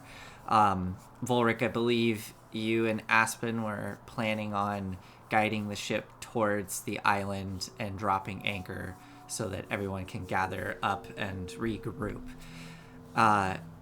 As the ship is gliding off towards the island, with what tattered sail material you can find aboard the ship, and you get to one side of the shore, we'll say you go over to the eastern side where you know the abyssal trench is somewhere down below, and set up anchor, the anchor dropping below the water. With that sound kind of coming through, we find ourselves being pulled away from this scene as we see the ship far below, kind of pulling back almost in an aerial view. And as we go through the clouds and the smoke, we transition into a scene from a few days before. We see the darkness kind of take over and transition into a dimly lit wooden interior. And we see that Rin is sitting at her desk within her quarters of the Diora. It's late at night, Rin. You're sitting here at the desk, and we can see that Rin currently has a quill out. Is it one of Bert's feathers, or yeah? So I imagine like she just summoned him again, and from that she got a feather. As the feather sort of drifts down into your hand, you snatch it out of the air with a little ink pot, and you start to scroll out a letter on to a piece of parchment. What are we kind of seeing in this moment, Rin, as you sit here in under the light of lanterns, and we can just barely see outside the porthole the skyline of Saltmarsh. This seems to be a few days before you left for this final quest. So I hope this doesn't retcon too much of it. That's fine. But this is moments after she summoned Bert, after having survived a near-death experience, being cursed and brought back, and now she has summoned her Falcon Bert, but of course everything's not quite the same. And with that understanding, she sits down to write a letter that she hasn't written since probably when Sethrith left the group, to her father. And she thinks about the last time she saw him and handing him the last letter she was going to send to him. But this time she writes back with a scribble of a drawing on the map below, talking about everything that she went through and how when she wrote last, she wanted to be on her own to figure out who she was. And now she feels like she realizes it now, and that person also needs her father's help. And with that, she ends the letter and rolls it up.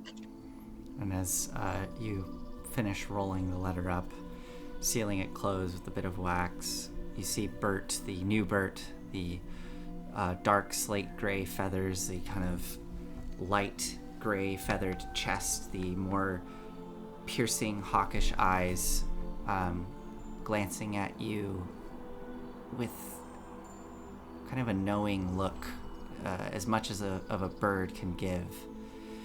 And Bert sort of hops across the deck the desk, the wooden top of the desk, up towards you with the letter in hand. Kind of cocks his head down, looks at it, looks at you. and then gently rests his head on your shoulder. As we fade away from this scene, we can now see you, Rin, in the present moment. There is this stark, dark, black, volcanic spire rising up behind you, Rin, with smoke billowing out the top. You can faintly see like red glows of almost lava-like veins running through the volcanic rock off in the distance. What are you doing, Rin, on the deck of the Diora in this moment? She's probably thinking about how she essentially went through what her father went through, but instead of feeling like she wants to run away, she feels like she just needs to see him again. Okay.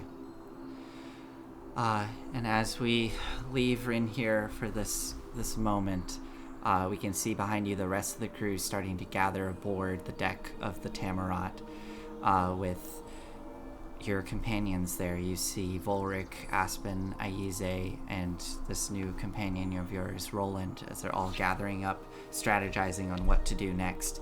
You can kind of hear some raised voices of the crew asking what should be done and what they can do to help. And we'll transition over to the rest of you as you stand there on the deck of the Tamarat. What do you all want to do in this moment? It is probably approaching sunset at this point. The light is starting to dip down in the sky. There's kind of a reddish glow coming through the ash and the smoke on the western horizon, and you have your whole crew before you on the deck of the Tamarat, all wondering what is to come next. I think in that moment, I will stand in front of the crew and kind of give like a little speech. Okay, guys. I know our ship went down. It sank. We tried our best to keep it from sinking. This is not our ship. This is Volric's ship. So if you could give him the same respect that you have given me and Aize, that would be nice. We want everything to run smoothly. And I kind of just looked to Volric. The whole crew Aspen? turns their attention to Volric. Aspen, and if you can do me the honor of being my first mate. Sure. Yes. So what we're doing now is we're going to find a safe place to port so we can all rest. Us, and I kind of point my face towards our adventuring group, we'll be going deep down below, which is also the title of this episode, by the way. Sorry. I think you're Captain. I think you're a little off script. Gog, the orcish man, calls out, What? And Gary sort of waddles up next to Gog. Hey, yeah, I just met you, but I think he's referring to like kind of a length of a story, and there's like an arc, and it's for a limited time, and that just trails off into the crowd as they're talking to each other. Don't worry, Grog. Gog! No, sorry, I was talking to my drink. I pick up some drink. Anyway, Gog. Completely off the rails now. All right, I'll go back. Yeah, I'm just kidding. And we go back to the story. All right. The rest of you will stay on the ship, make some repairs. We're not back in 4 days. Then you'll take the ship and you'll head to Salt Marsh. Let them know we failed. Prepare for what's next. But for now, all hands on deck. Let's get us to the island. Okay. The crew all nods and starts to scurry off and begin getting the ship ready to move towards the island, and you can start to hear people working on repairing the ship as well. Anything else before we transition to you all arriving at the island? I tend to Roland, and I hold up the keys. Hey, I found these before you stormed off. I don't know if you still want them or not. Good. she just like looks at like the rest of her crew who have been let free, and she goes, "You're going to help. This is not our ship. This is their ship. You will be helpful. You will be useful. And remember, what would Gary do? Follow Gary's lead. When we go down below, Gary is in charge of all of you. And Gary, if someone tells you all to do something, you do it." Yeah, okay. I can do that. Thank Just you, gives Gary. a nod. Who knew? This guy. Gary. Stop. All right, so the crew, your crew starts to disperse, and you see Gary kind of directing them and getting them to work with the rest of the crew of the Diora. Oh no! Oh no! What is this? Oh my god! Is that Gary the gnome? I love him so much. If anything happens to Gary, I'll cry. Oh my god. Okay, so yeah, with not too much terribly much time, the Tamarat is able to limp to the island, and you're able to set up anchor just as the sun dips beneath the western horizon and darkness starts to befall this cursed island.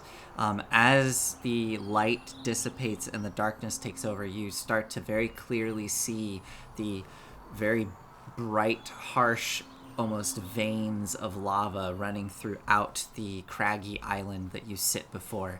And you start to see, too, below the waves of the water, there's just faint orange glow of lava veins beneath the waves. And as the light dissipates further, you periodically see like steam rising up off of the waves themselves.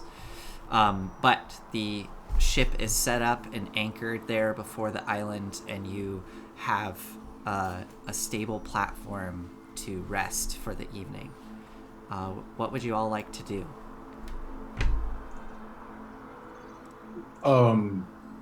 I check the strongbox to make sure all the cash is in there. Yeah, you peek into the strong box. All the gold is still present. And 4,000. No, I didn't want to interrupt you. No, just as Gog sees you inspecting it, he kind of comes up and goes, "I made sure. I knew you all were coming back." Good man, good man. Captain Volric. This is well, it was the chest for the Diora, but I suppose it will be. What is the name of the ship again? Eric Volric, you're muted.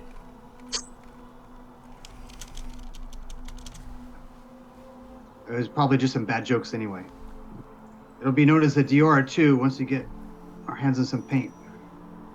Diora. Oh, okay. Well, that's handy. That's what I painted on the side of the chest. Anyhow, I can still keep on as quartermaster if you want me to, at least until we're all done. But I figure this could go to this ship. I would be honored, and yes. And I'll prepare a dream spell. Okay. You get a dream spell prepared. And then go to bed. Hey, I have a question for you. And I want to pull him aside out of your sight, to be honest. Yeah, easy enough. The two of you are alone. Is there a way that you can keep me in contact with Aspen's father? No. He's on another plane. So that spell you have only works on this plane. Or only works when you're on the same plane as the subject that you're trying to contact. I can't do extra dimensional beings. There's a clerical spell that does that, though. I believe it's called Commune. But I am not a priest. But if he was on the material plane, then yes. But otherwise, no. I know what you're thinking. It's all right. Don't worry about it. How can it be all right? And I walk away discouraged. I know. Just I know you. You're going to try something. But that's fine because you're you, and I I've like. already walked away. I can't hear you anymore, and I'm discouraged. All right, fine. So, Aize, you settle down for the evening with Dream prepared and getting ready for that before we... Yeah. Going to the wherever the navigation room is, where the charts are. Mm-hmm. Did he have charts? I assume he did. You go into the navigation room and there are no charts. And by the way, all these rooms are like in pretty bad repair. But yeah, there's no... It's surprising. There's no charts within this room. How did he find his way around then? All right, I'll go back to... I'll consult my memory and remember the charts from the Dira. Sorry, that's it. Okay, yeah. Come back to me doing the dream. So as you settle down for a dream, before we cut to you, Aize, doing your dream spell, I want to check in with others to see if anybody else wants to do anything this evening before we do that. I would like to pull Gog aside. And I would make a request for him. So this is crazy. So I would Gog. Yeah. I don't know if you know this, but when this battle is over, I will be returning home. And I wanted to give, I know. not to Saltmarsh. Oh. To my home, Mount Celestia.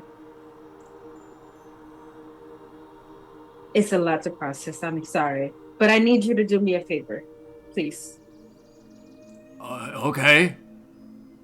This hat that I'm wearing, I'm gonna leave it here, and if I don't return, I want you to give it to Larissa for me. She'll know what it means. Oh. Yeah, of course. Yeah, I can do that. Right. Thank you. What, Are you going to be okay? Well, are you going to be able to visit? No. But I'll be watching. Oh. Okay, well, Aspen, thanks for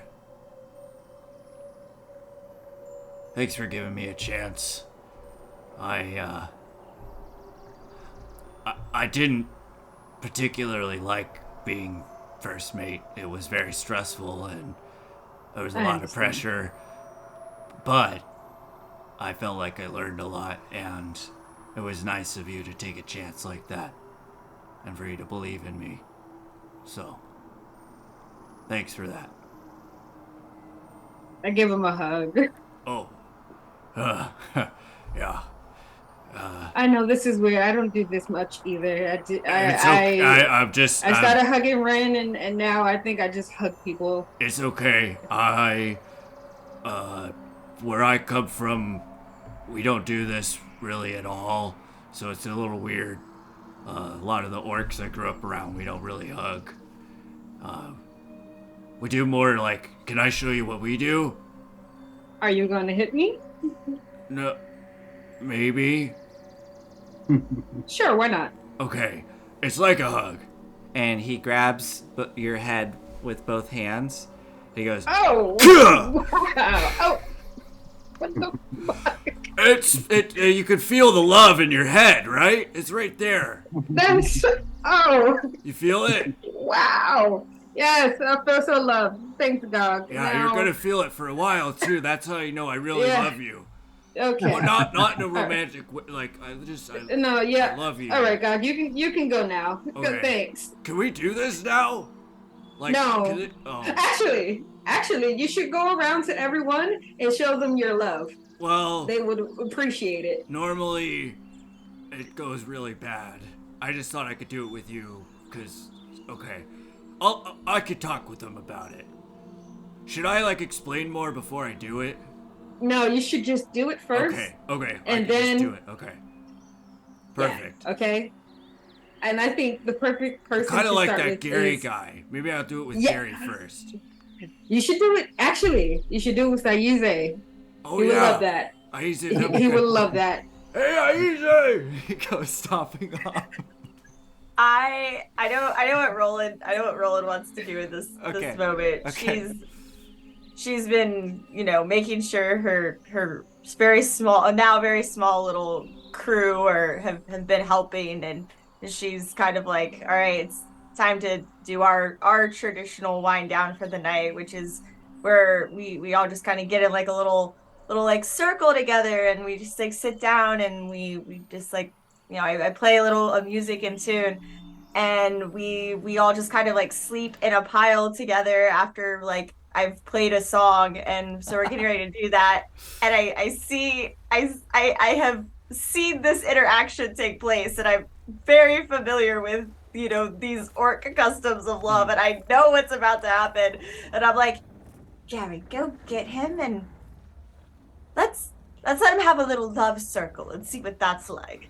So I have Gary intercept him before Okay. he gets to Aize. Yeah. And be like, do you want to go be a part of a love circle where we all cuddle and go to bed and you don't hit people in the head? So as he gets brought over to you, and you do see Gog is this big, massive orc, like a full orc, not a half orc. Yeah. Big lower jaw, massive tusks, very broad-shouldered, thick arms and legs, and he comes and sits down with you all. Oh, like, okay, I mean, I was just talking with Aspen. I can show you my form of love if you want. So that's a really, really fun way, and it's very intense, and I'm very familiar with it. Yeah. I've had You know it. Here, okay, let's do it. And he comes over and grabs your head. Oh, so, okay. I thought you wanted to do it. No, but what I learned when I first had the orc tradition of love bestowed upon me is that you feel it for days and days after, and you're supposed to take that love and share it with other people in new ways. And so now that we're all going to be feeling that love that you gave to Aspen for days and days, we're going to share that love in a new way here. That's okay. And he turns to the person next to him. Hi, I'm Gog. And they go bumbling back onto the deck. Oh, yeah, look. That's a good sharing of love there. Are you ready for yours? I'm good. We're gonna play a song and go to bed. They're already asleep. And he points at the person who's on the deck. And now it's your turn. And she starts to just like play a little like tune that she plays to get them to sleep, and she's like, amazing.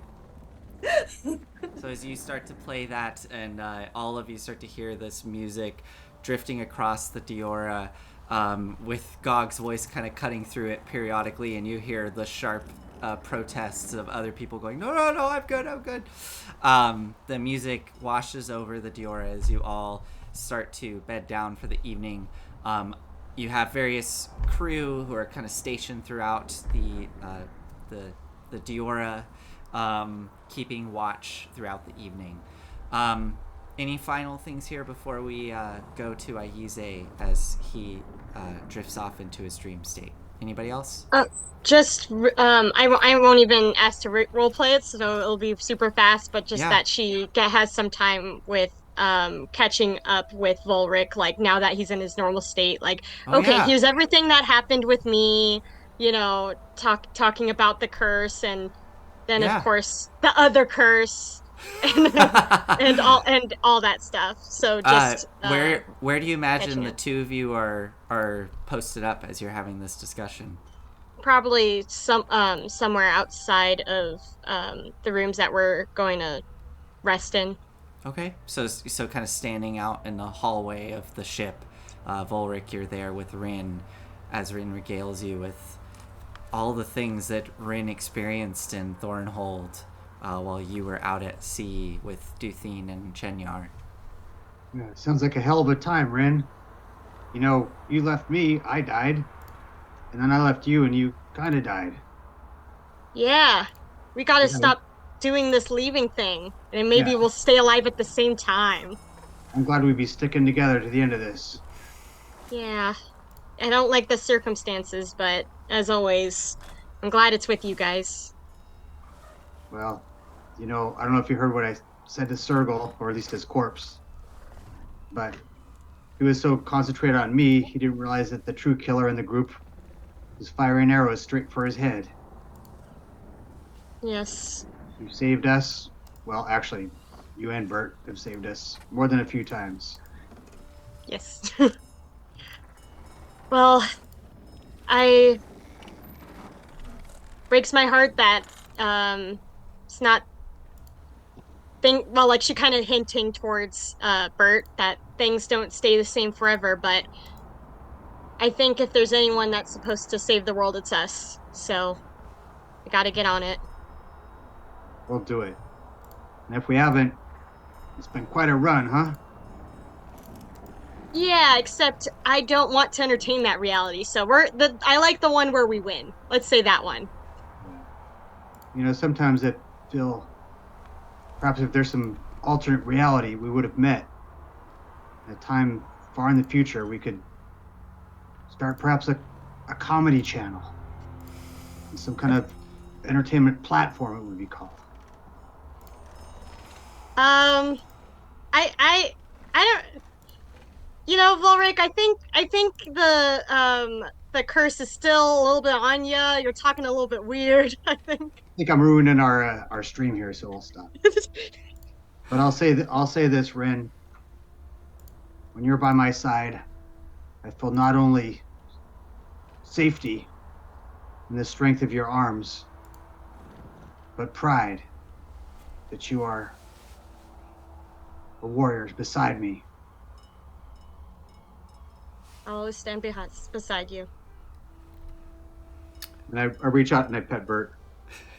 Bert kind of withdraws a little and then sort of accepts it. A little, not as warm as the previous Bert. You're not comfortable with me? Is that what you're telling me? Bert bites your hand. You take 1 point of piercing damage. I'm sorry. He's just gotta learn your smell. He'll get used to you. I promise. I gotta crow up. Alright.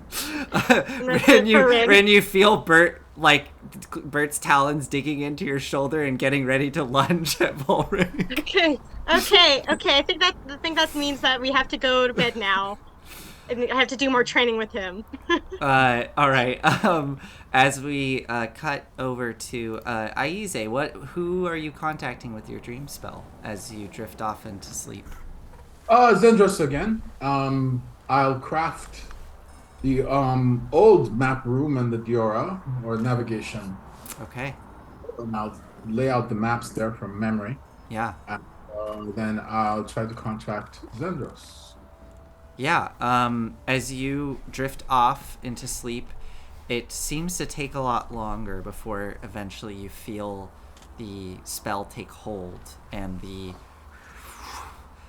imagery form, and you watch as Zendros appears before you in the map room, and even in this dream state, she looks, I don't know, beleaguered. She looks tired and worn, and then kind of looks up at you.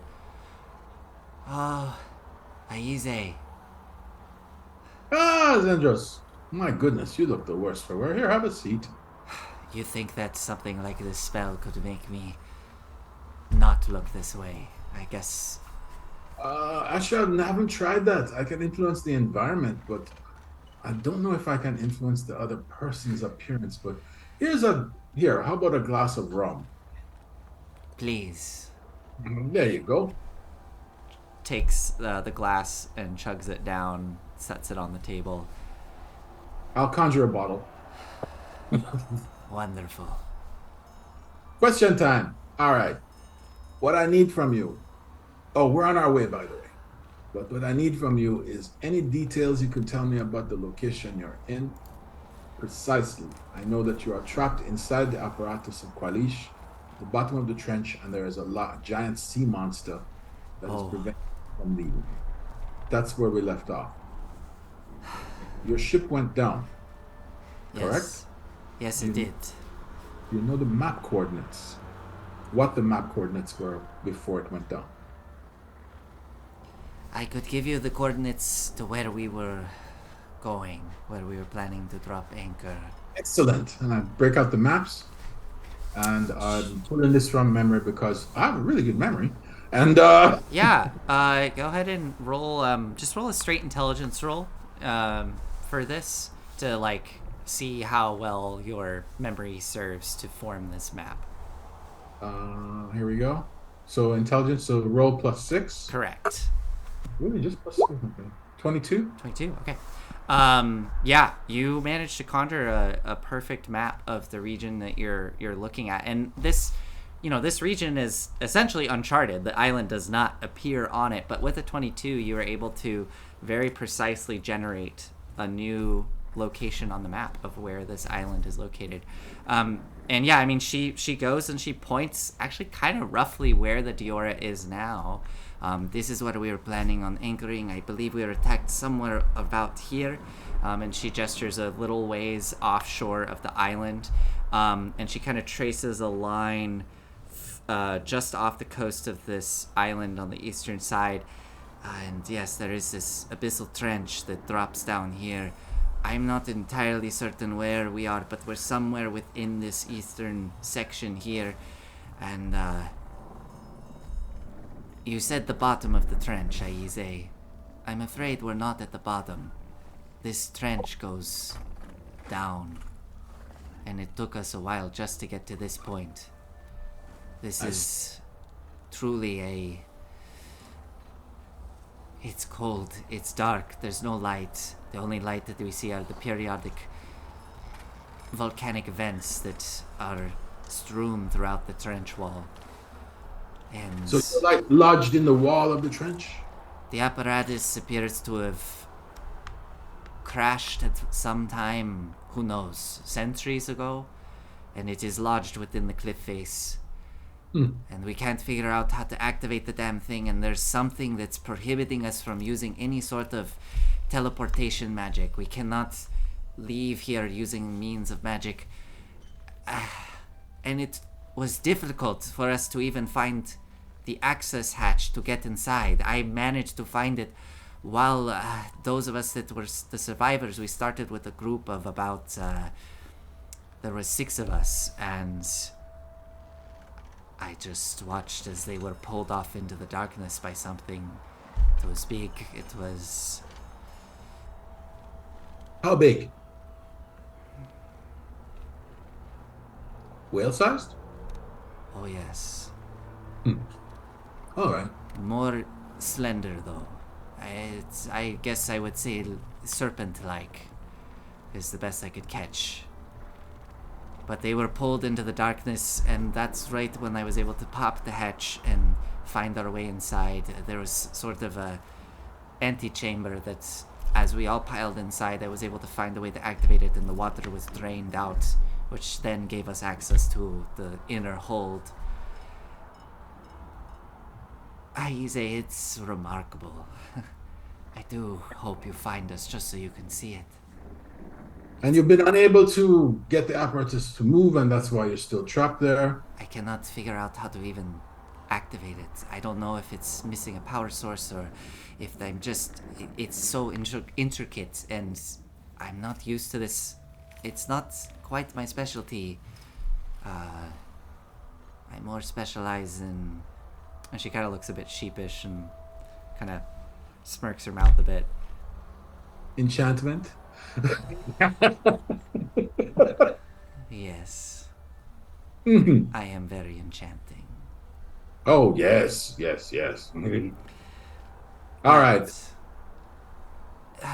I'm becoming worried. There's only 3 of us now, including myself.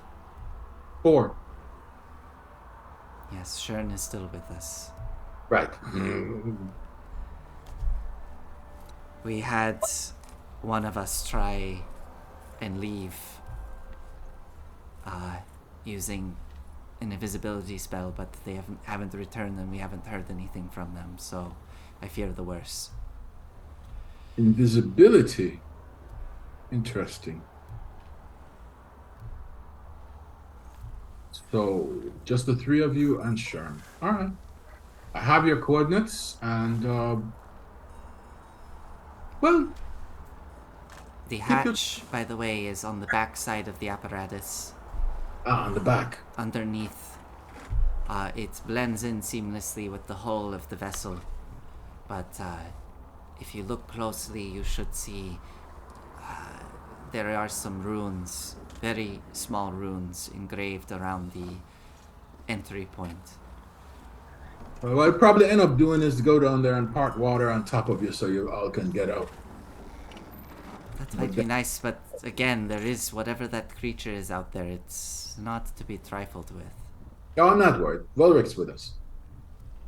And we have a devil child, so we can take care of it. And Rin, yes. And a new companion, yes, the bard with a magnificent spell. Yes. I did this almost to full. And, but I'm not worried. Rin and Bert are with us. So, You're traveling with a bard. Two bards. I know about Volric, but at least he has some... Bite your lip. Those jokes. Roland is fantastic. And she has a crown. Roland. Yes, I believe With she's... a crown? Yes. She's a bard. Princess Roland. Did she say where she was coming from? Yes, but I wasn't paying attention. Because it didn't involve anything that was of interest to me. So... Does the crown have purple jewels running throughout it, almost like a tiara? It's a bit... Now you have my complete interest. Yes, to all of the above. Is it an artifact or a relic of some kind? Oh, I have no idea. I just, if this is the Roland you're speaking of, I'm actually a huge fan. I just need a little, I need something to hold on to, Aize. We're out of food. This could be our last conversation. Good point. I bring extra food. All right. But is it a crown with purple jewels, and is she tend to... Yes. Okay. Oh my God. You're with Roland Silverstein? That's her last name. Yes. Okay. I'm. This is such a. We're really in a survival situation. I shouldn't even be thinking of this, but that's... Oh, here! I reach under the table and I pull a plate of seafood, some bouillabaisse from Saltmarsh, and I feel like that's just cruel, Aize. and a large loaf of bread. You don't have to eat it if you don't want to. Oh, of course I want to eat it. It's not real, but... All right. She'll start to eat the food, and she starts to go off and tell you about this Roland Silverstein and even sing some of her songs as best she can. I'm checking the map and I'm half listening to her, and I'm calculating how long it would take for us to get down to the where she is. I mean, the map where she kind of pointed, it's not far off the island. Like, it's probably less than a mile. Like, it won't take long at all to get to that spot. But based on her description, getting down to her point, even with magic-assisted swimming, it's probably going to take, a handful of hours just to get that deep. It took her a while to get down there. I'll tell you ahead of time. Yeah. All I know is, I want to get close enough to where they're located, Yeah. so that I can fire off an arcane eye and use it to scout ahead. Oh, sure. How far is the range on Arcane Eye? Unlimited. Unlimited. Okay, yeah. I mean, sure. You can drop an Arcane Eye down into the water and start scouting. Sure. Well, I should check the range is unlimited. It works at any range as long as you're in the same plane, but That's very cool. duration 1 hour. 1 hour. Okay, cool. Yeah, we'll cross that bridge when we come to it. And as you kind of feel the spell fading and you're starting to finish this up, she's had her fill of fake food in the dream, and is kind of becoming a bit self-conscious and goes, I'm sorry, Aize. I've been blathering about this, Roland, and I understand. You're in shock. you know, you can make this look like anything you want, right? This room? Yes. Yeah. Why not make it look like my bedroom back in Saltmarsh? Oh, no, we're not doing that. Oh, come on, Aize. I might be dead. We're not doing that. Fine, just leave me. I am. As the spell fades. No more tiefling temptress. Lady. The spell fades, and we return back to the world. Your eyes and privileges have been revoked. She seems very disappointed as this all comes to an end.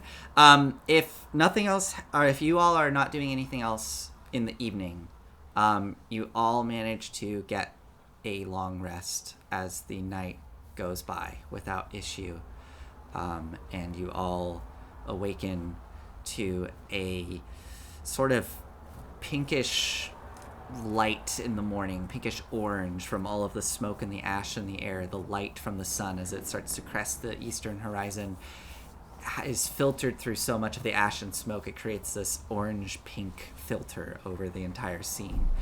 And as you are kind of stretching and hear the crew moving about the deck of the ship, and you can hear the work of repairs beginning anew, the banging of hammers and sawing of wood. Who would be up first on the deck of the ship? If you were to take that claim. I would say probably Ulrich, since he's the captain. Okay. All right, so Volric, as you stride out onto the deck of the ship, seeing the crew move about, and yeah, this is your ship. This is your old ship. Again, worse for wear, but you are starting to see all the recognizable features of your old ship. How do you feel right now? I walk along the side and kind of run my finger along the railing, kind of reminding myself of decades past. I have a bit of satisfaction and also a little bit of uneasiness because of where we are. Yeah. But then I look up into the sky, the pink, the haze, the after effects of the lava, and I think a wonderfully dramatic scene for what's to come. He thinks it to himself. And as you think that, looking up into the sky above, you see a shape in the sky, something large, something flying in the direction of the Diora. I draw my sword. Ahoy! All hands on deck! The crew immediately snaps to attention and starts scattering throughout the deck. You see them sort of awkwardly trying to maneuver the strange ballista that were on board the deck of the ship. They look to be sort of encased in like some sort of metallic sheath almost, which has strange like abyssal runes running through it, and you see them kind of unsure of how to operate these ballista, but they're all getting into positions. The rest of you hear this shout go out. Do you all spill out onto the deck of the ship, or are you going to go to any specific spot on the ship? I'll come up on the deck and, well, throw some clothes on, of course. I'm not going to be indecent. And I'll come up on hat and robe at the very least, and of course archive, because everywhere I go is with archive, and I'll just go up on the deck. Okay, yeah, so you come out on the deck of the ship with archive floating next to you. Oh, good sir, here we go, bright and early. As the book floats next to you. Rin, or let's actually, Aspen, are you going to run out onto the deck of the ship? I won't run. I will casually walk out of my room, kind of holding my head because it's still throbbing. Why are we shouting so early in the morning? The sun just rose. I'm kind of just rubbing my head. Gog rushes past you and kind of skids to a halt and points up in the sky. The first mate, I mean the captain, saw something up there, and points up to the sky, and you can see there is a large flying shape moving towards the Diora. Roland, how are you going out onto the ship, or are you staying below decks, or what are you doing as you hear all this commotion? My little party of people, we fully fell asleep on the deck of the ship, just like in a giant pile. So as soon as Volric came out, like I immediately was like, okay, snap out of this elven trance, and I'm like waking up all my little people. I'm like, time to wake up. There's something bad in the sky. Let's go. And I take my place. Okay. Along with my new party. Okay. Ready to go. You all spread out and get into position. Gog comes rushing over and starts directing Gary, who starts directing the rest of your crew to get into their positions. And Rin, what about you as you hear this commotion? Where are you taking up position? If all she's hearing is hands on deck, like getting ready for an attack, she's probably going to go back at the back, like wherever she's exiting from the rooms, just going to the back of the ship. Yeah, okay, so like kind of up top where the helm would be. Mm-hmm. Okay, so as you dash out and get on top, standing actually probably next to where Volric would be, I would assume Volric would be up in that position. You see Volric there at the edge, sword drawn, and as you look up, you do see this dark shape approaching the ship, and you watch as it seems to kind of split into 3 shapes, flying quickly towards the ship, large. Aze, get ready. Okay. As you call that out, do any of you do anything as you see these shapes probably about... At this point, they're probably about 400 feet away and fast approaching. Do they look like birds or... Make a perception roll. Okay. Perception. That's horrible. No. I still have a headache. Yeah, you cannot tell. One other person is welcome to roll a perception roll if they would like. Is there? Yeah, you're staring. I'll pull out my telescope and. Oh, okay. Yeah. I mean, you get advantage if you're using a spyglass. So as you pull that out and look up. What's the DC for it? Just out of curiosity. You don't know, unless you have an ability that lets you know. But yeah, you have no idea. A 28. 28. That's how it works. So you pull the spyglass out. Wow, 28 and a 10. So you pull do I see the stat block? Does the stat block appear? Yeah, you peer through and you see a health bar appear above the heads of these creatures and the stats and the armor class. But no, you peer through and you quickly train on these shapes flying through the smoke towards the ship. Immediately you recognize feathers on these creatures. These are 3 giant eagles, and immediately you start to pick out these birds in particular, and you see that riding atop the backs of these birds are 3 individuals. At the front of the flock, you can see an elven man riding atop the back of the eagle, sort of gliding down towards the Diora. Shoot, where did I misplace this? Give me a moment.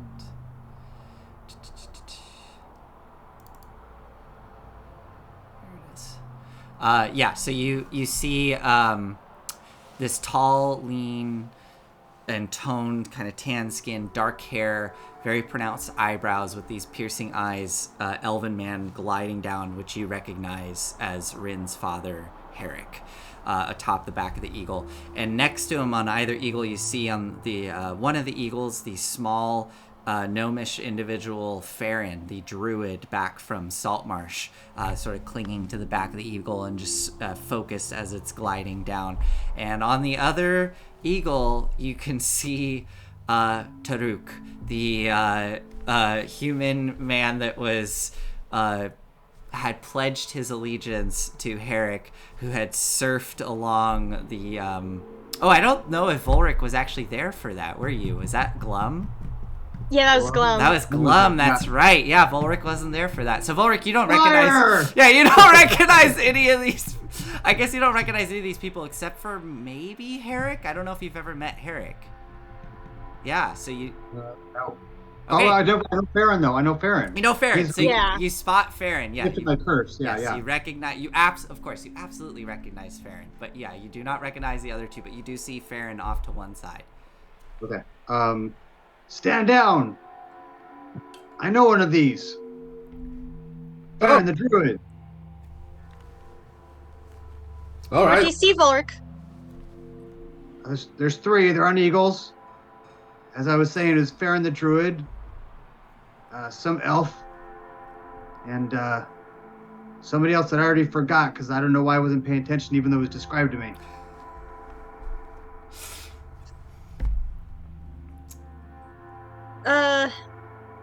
You said Go ahead, giant Esther. eagles. Isn't that your father and that crazy cleric, right? Wasn't he a cleric? Yeah, I was kind of hoping he'd leave him, but he might be helpful. I don't think he was the last time, but yeah, maybe. And I just kind of like go back in that memory of him like casting cure wounds, and like a unicorn appeared. And yeah, okay, all right. Well, why is your dad here? Is everything okay? I may or may have not wrote him, and also drew a map, and also emphasized the importance of all of our lives if he didn't come down to help. And the part where I died probably prompted him. Pretty important. This is your father, then. Yes. Yes, Volric. I suppose it'll be the first time you meet him. This is so meta. So funny. And as you all kind of get this debrief and wait, you watch as the eagles get closer and closer until eventually they kind of float down their big heavy wings, blustering all of the crew, kind of staggering back as they land on the edge of the ship. And as they approach, you see all the humanoids on the backs of the eagles waving as they approach. The eagles land, claws digging into the wood, and they all leap off to come and join you all. Rin, you see your father, the tall elven man with the dark hair, pronounced eyebrows, kind of approaching you. Rin. Good to see you. Hi, Father. I got your note. Yeah. Well-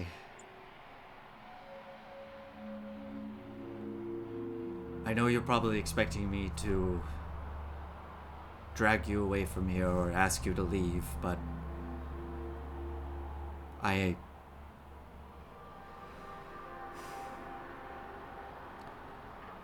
know you're doing the right thing. And I know that your mother she always did the right thing. And I know she would want me here.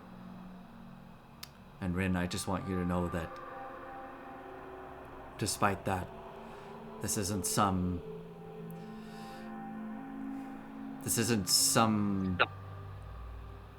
desire out of guilt. I'm not doing this to honor your mother's memory. Not in full part. I am doing this because I want to be here. I've seen what you've done. I've seen who you've become. And I want to be part of it. And she just walks over and hugs him. He kind And he- of stiffens up and then slowly reaches an arm around and squeezes you. And as you're having this quiet moment, you see Taruk's face kind of appear to the side. This is so nice! Hey everybody, I'm lovely to see you all. I've been working on my magic. No, Taruk, please just wait on before you... We can do that later. I see you have some new companions here. And Roland, you can see that there's these 3 individuals here that I've described, and Taruk is this sort of human man, kind of, I believe he had kind of like blonde surfer hair, but sort of like long robes on that you don't quite recognize any of the patterns or insignia on them, kind of long maroon robes, but he's just sort of standing there looking at you all, smiling. And yeah, Herrick turns to the rest of you. Rin informed us of what you were going up against, and we've come here to provide our support. Whatever you need. We can use the help. Indeed. Your daughter's quite a slayer.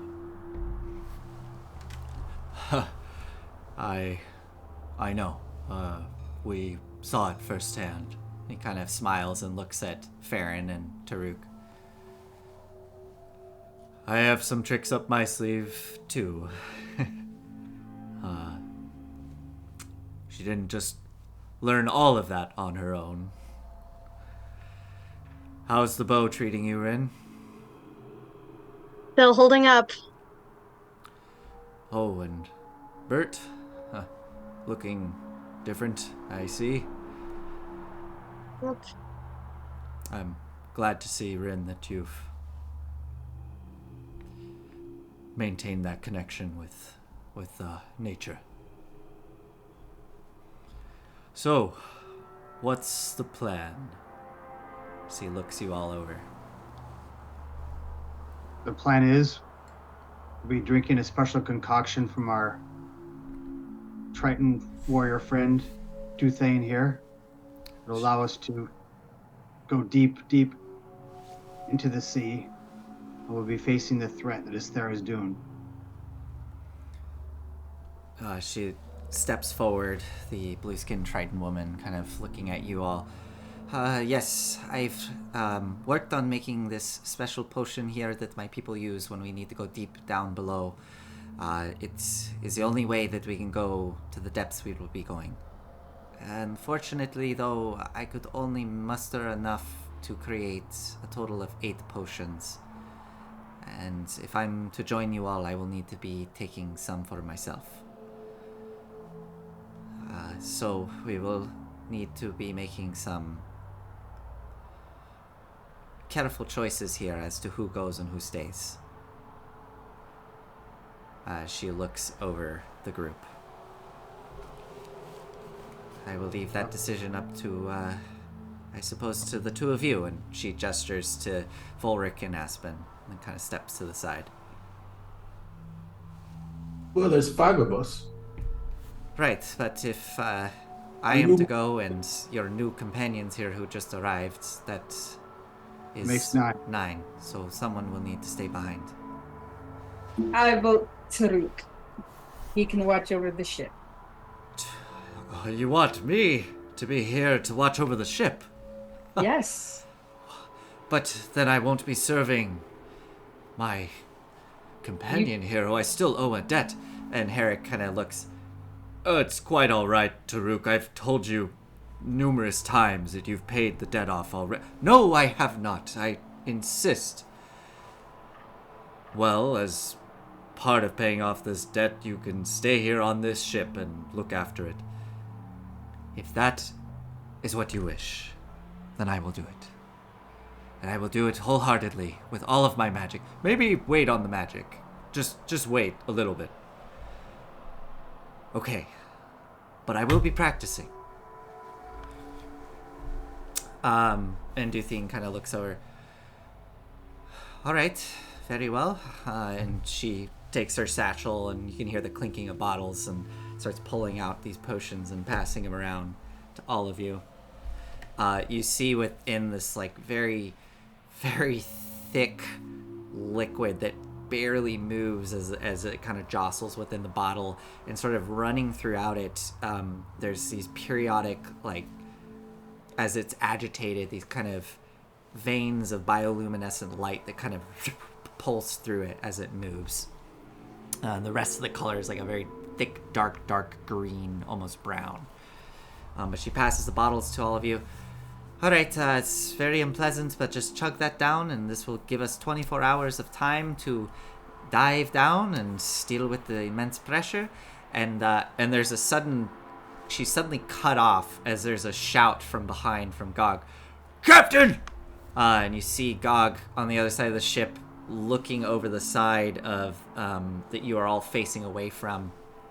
As you all swivel and turn in the kind of direction of the island itself, kind of where the shore is, you see what looks to be shapes bubbling up from the water below, probably about maybe 100 to 75 feet away from the ship. Numerous shapes starting to burble up from the depths below. As you start to focus in and these shapes start to take on clarity, you see what look to be strange humanoid bodies, elongated, translucent skin, dome-like heads with 3 eyes and tentacles where the arms should be and legs should be, as these strange squid-like octopoid people are starting to emerge from the water over by the shore of the island and are starting to press their way towards the ship. And underneath the waves, you can see dark shapes starting to quickly dart towards the edge of the Diora. What do you all do? There is probably close to 50 of these shapes all moving in the direction of the Diora. 50. Sorry, go ahead. Hoist anchor, move! You hear the crew scatter and the anchor starting to being raised up. All of these shapes are burbling quickly in the direction of the boat. You watch as Farron scurries to the edge of the ship and looks down at the water as they're all approaching, looks back at you all. I think I can... I've regained some of my powers. I might be able to hold off some of these if you just give me a moment. And he kind of takes a deep breath in, leaps up over the side of the ship, and is going to wild shape into a massive whale into the water. Herrick scurries over to the side, kind of gesturing to the eagles on the deck of the ship as they sort of waddle over to the edge of the ship where Herrick is. Herrick looks back at all of you.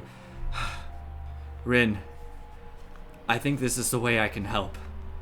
I can buy you all time, me, Farron, and kind of gulps, Taruk. We can fend off this horde. It'll give you just enough time to get away, you and the crew, or whatever it is you need to do. And he leaps up on the back of the eel as you start to see the massive whale swimming under the waves towards these shapes, and you start to see froth and foam and blood starting to rise up from the water where the whale connects with this oncoming horde. Anybody doing anything as Herrick leaps atop the back of the eagle and is starting to kind of rear it towards the direction of this horde approaching the ship? Right, well, stay in the air where you're safe. Of course. Rin is gonna book it to the Free Eagle now that Farron shifted into a whale. Okay, so you leap atop the back of the eagle. Herrick, noticing this, looks over at you. Rin, aren't you going to be joining your friends? You need more archers here.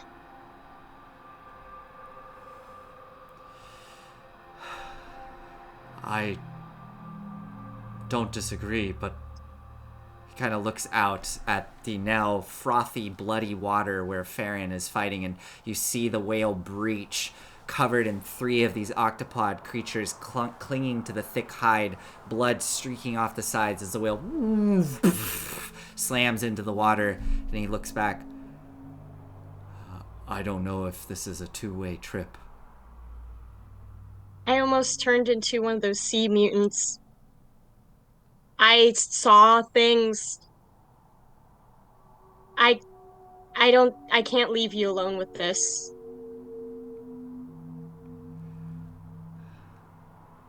I'll respect your decision and will, of course, be proud and honored to fight by your side. Are you ready, daughter? Yes, father.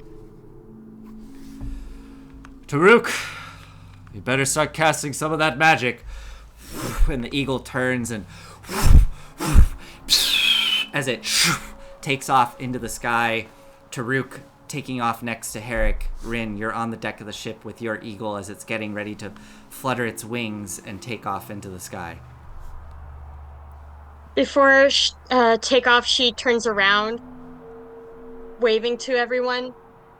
Don't die! And points to Roland. You talked about your family. Please protect mine. I'll guard them with my life, darling. I owe you that much. Thank you. Rin, I'll see you when we get back. We've got this. Don't die again. There's too many times. No more. Well, this is awkward. I just tip my hat to Ren. I mean, I was going to part water, but, there's a big old shape-shifted whale swimming over there. I think I might hurt him. And the second awkward part is she was supposed to take Archive when I die. So I turn and look at Volric. Huh? And as the two of you exchange glances, Rin, do you kick off into the air? I'm sorry, you'll have to write a new will. The eagle takes off and into the sky. Her father and Taruk up ahead. You're starting to see spells being released from Taruk down onto the horde as Herrick starts to unleash arrows. Rin disappearing off into the fray. I saw somebody raising a hand. Was that you, Aize? Oh, yeah, I was pointing at... I know where we need to go. If you want to just chug the stuff and head down now. I have a lay of plan from Zendros. We do need to go. Gog. And we'll discuss it later, but I have a last will and testament request for you and Roland. Done. Gog, Yeah. you're in charge. Oh. You take this ship the opposite direction of those octopus creatures. Aye, Captain. Make sure the ship is ready for the eagles to return. And the whale. Aye. All right, you people, let's go! And gives a big hearty clap, and all the crew starts to set sail and maneuver the ship away from the battle.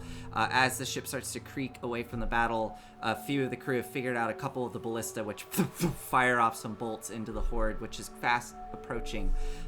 You see Rin, as the last moment here before you all dive beneath the waves. What does everybody see Rin doing, Rin, as you're up on the back of the eagle? They'll see her standing as steady as she can, much in the same sort of form as Herrick.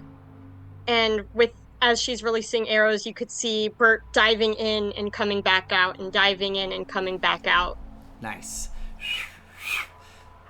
Bert diving down past the eagle with you unleashing arrows, and the rest of you as the ship peels away, being led by Aize. I'm assuming you're all going to dive beneath the waves and start going down into the deep with the potion drunk. Yes? Good. Rin, aim true. Adventurers, let's go deep down below. I think before we jump, I will say a little prayer to my father to protect Ren and Herrick. I really don't care about Farron and Taruk. And Taruk, okay. Yeah. As you release the prayer and dive beneath the waves, losing sight of Rin. Rin, we will be seeing you. Thank you for joining us. And yes, Erica, thank you for joining us on this show. We will hopefully see you again once your night class is over. Yeah, Rin is unfortunately busy with education stuff, unfortunately.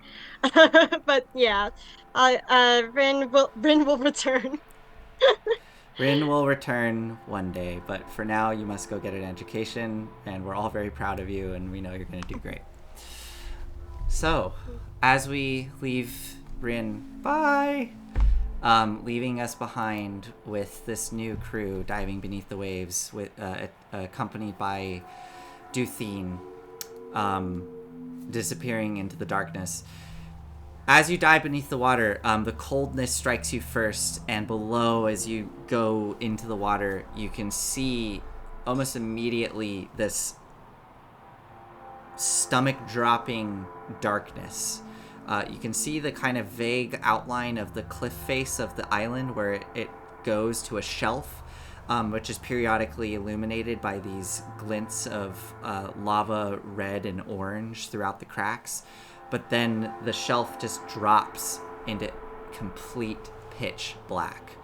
And as you start to dive down into the waves, you can hear above you the faint and muffled sounds of battle, and see the hull of the Diora disappearing into the distance. Aize, I believe you wanted to do something here to help scout ahead as you dive into the water. What was it you were hoping to do? You're muted, by the way. What was it you were hoping to do? Well, there's a few things. I think I have the Master Scrivener ability. Well, we'll figure that out. Okay. I was gonna do a ritual casting of water breathing on everyone. I would say you could have done that before all this happened. Good. All right, no problem then. Then the spell that I was going to cast was Arcane Eye. Mm-hmm. When we're in at least 45 minutes of the apparatus of Kalish. Okay. Understood. So as you start to dive down below, I would say with you and Duthine there, you're kind of able to parse together the rough direction to go.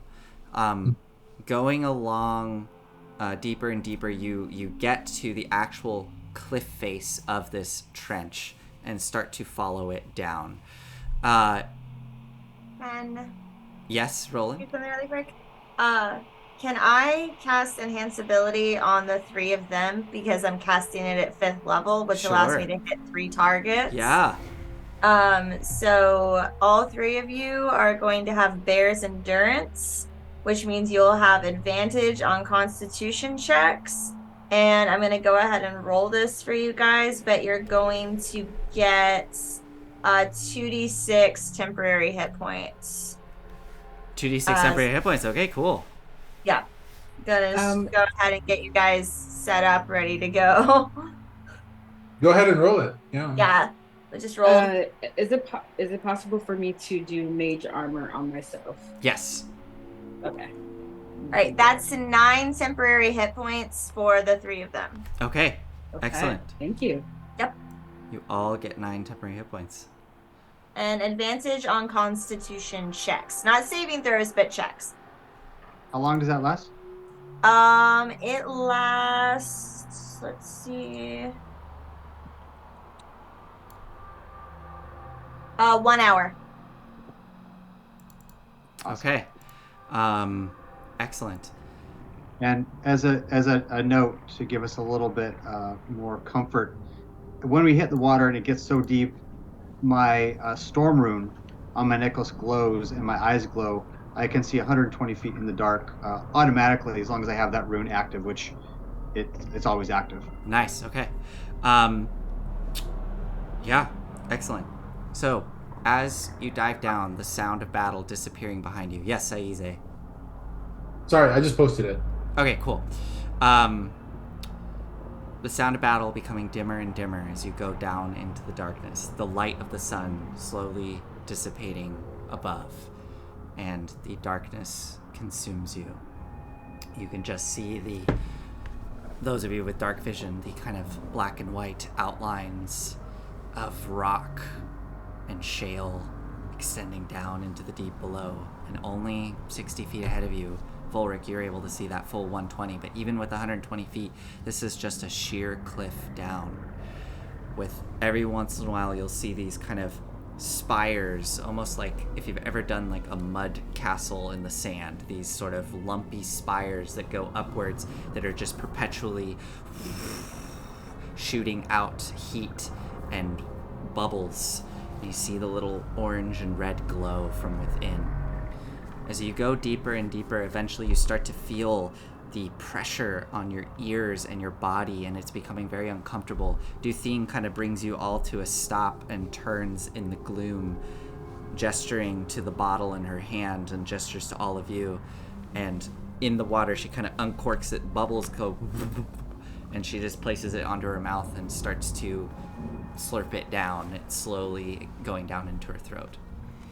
As you all consume the potion, you start to feel this, it tastes awful, by the way, but you start to feel this sudden sensation of that pressure dissipating, and you start to feel something between your fingers, and as you look down, you watch as the skin between your fingers seems to be filling out and growing and extending, as all of you watch as your hands become webbed. And you feel small little fins sort of starting to protrude out from your arms. And Duthine kind of looks you all over and just kind of goes, and then points down to the darkness. You all have a swim speed now with this potion being consumed. The effects, awesome. The effects of the pressure dissipate entirely, and she continues to dive deeper and deeper. So, Aize, you are going to try to cast this about 45 minutes before reaching where you think the apparatus is. Let's do... This is... I mean, to be honest, I want to call this a survival roll because it's kind of gauging, like... Yes, it's using your memory of what was told to you, but you're having to gauge how long have you been in the water? How, like how deep are you based on the topography you're seeing? So I'm gonna need you to make a survival roll. Survival? Yeah. I thought it was cartography, like mapping. Yes, but you're not looking at a map right now. You're in the field. You are a field agent. You're in the field. You're dealing with the real world elements right now. So I say to Aspen, I don't suppose you could give me a little holy push. Oh wait, what am I thinking? I look at Roland and say, Roland, I need some inspiration. Well, darling, I'm chock full of it. Nature's hard, but it doesn't have to be. You can do it. Can I? So you get inspiration, Aize. Yeah, go for it, Volric. With my ability to see farther, can I give him an assist at all? Or is it? Yeah, you can totally give advantage to Aize. Okay. I will do that. And I put a hand on my shoulder and I start pointing a lot. Aspen, what is it it's not inspiration that you do. You do Guidance? Yeah, does guidance stack with inspiration, or is it better? I think so, yeah. It does, Yes, and it does. the inspiration is 1d10. 1d10, Okay. okay. Can you give me a little holy push, please? Sure, I smack him in the face. What the hell was that? Oh, Showing you my it's love. already- I learned a new thing from GOG, and it's called showing love. So You're supposed to That's how- headbutt me then. No, don't. I can do it. And I heard about it. Boom! Aspen headbutts you, and you feel the sting in your forehead, and then you feel this sudden clarity and warmth of vision as you feel the energy of Torm course through you, and you feel the inspiration of Roland around you. Go ahead and make your roll with advantage. That's wonderful. I mean, so much. If I enlarge him, does that make his brain bigger so he gets? Oh, there's a natural one, but you're at advantage. You're at advantage. Oh my Hold god! on. Okay, I'm at advantage. Yeah, this is why. I know. I'm terribly sorry. I use it. You don't have to look at that. apologize at all. Oh wait, hold Wow. on. I wasn't on the dice thing. Hold on, let me. There you go, y'all. That is a natural one, and then immediately a natural 20. You feel it? Do you feel the love? Hold on to that inspiration, dear. You didn't need it at all. Got it marked. I'm not using it, and And I would like to add that advantage was because my hand on his shoulder and me going like this. Yeah. I almost missed it, but Volric, thanks, Volric. This is why I love having you around. Okay, I'm casting Arcane Eye, and I'm gonna have it move. Actually, I'm gonna wait 5 rounds. It moves 30 feet per round. Okay. So 6 rounds. So it is 300 feet ahead of us, Okay. and then we continue moving. And continue moving. Okay. So But yeah. I'll put my hand on Volric because I'm looking through the Arcane Eye. So The Arcane Eye has, well, I posted it it's invisible, and I posted it I VTT'd it for you, I think. okay. Oh, here, I'll do it again. I see it. Yeah. Here, I'll do it again. There we go. So it has no range per se, as long as it's on the same plane. Okay. Cool. Yeah, I believe you.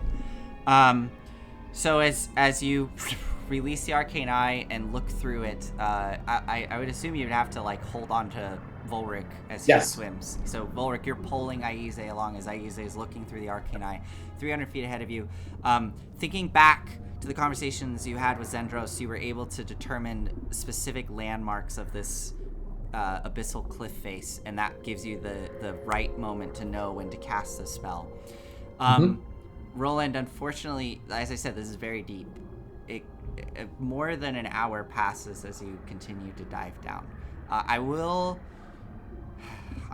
if you want, I'll be lenient, and I could say that you could have cast this closer to your time of arrival. Yeah, that's fine. Because it was a 5th level casting. I just yeah. So we'll say that If you're cool with it, I am. Yeah, I'm fine with it. Yeah, we'll say that you released that spell when you were probably around the same time Aize did. Aize explaining like, oh, we're about an hour out. So, Perfect. as all that prep is done, you've been traveling now for probably, I don't know, I'm gonna say like 2.5 hours down into the darkness. This is a deep trench. Aize, you look through the Arcane Eye. It only has dark vision, I think, of up to 30 feet. Correct. So it's an even smaller field of view as you are... Oh, is my mic still working? Yeah. Okay. Yeah. Have you ever seen actual ROV footage, Aize? It's like literally that, what you're seeing is just kind of like that, almost like snow, like drifting through the water past you as you just see this little tiny field of view of the cliff descending before you. You do this for 45 minutes or so, and that's when you see it very vaguely outlined in the light coming from these volcanic vents. A slight sheen. And what you see is this sort of cylindrical metallic shape, probably about 40 feet in length. It is a huge cylindrical metallic shape, but as you get even closer, you can see that at the back side, extending out another 30 feet or so, there's this strange segmented lobster-like tail. And as you start to scan across the surface of this, you can see multiple segmented metallic legs sort of dangling off the side of it, and the entire apparatus seems to have at some point nosedived into the side of the cliff and is precariously kind of at an angle crashed into the side of the cliff with one of these massive mechanical arms dangling down the side where there is a huge lobster claw extending off the bottom of it. What do you do? This is 300 feet ahead of you. You're seeing this through the Arcane Eye. What do you do, Aize? Stop. Let's stop, please. I found the apparatus. I'm going to look around and see if I can find the sea monster before we approach it. Because I don't want to get ambushed again, and neither does anyone else, I suspect. Yes? All right. Can I help him with that? Because that is exactly I don't what know. I want to do as well. I don't know how you would help. I wanted to look around where we are. Where you to are? see if we, I would say that's a separate roll. So Okay. Aize, you could make a straight perception roll through the eye. All right. I'm looking around, and I'm deeply suspicious. Okay. Because the sea monster knows that this is here. So perception, bam. Yep. 17. 17. That's 23. 23, nice. Oh, I see a 21 on the VTT, and then a 23 from Aspen for her Oh, perception. sorry. Right, mine's 21. 21. Aspen looks like got a natural 20. Okay. So, Aize, well, we'll start with Aspen. Aspen, natural 20. You look around into the darkness. You don't see anything. But you swear you hear somewhere in the gloom strange kind of guttural low bass tones of something. Kind of a melodic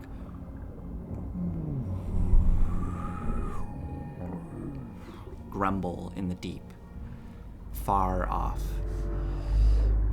You, Aize, you don't, even with the natural 20, you don't know the direction. This is literally like kind of, it's subtle and omnipresent. It is hard to pick up direction under the water, but you do hear something guttural and deep.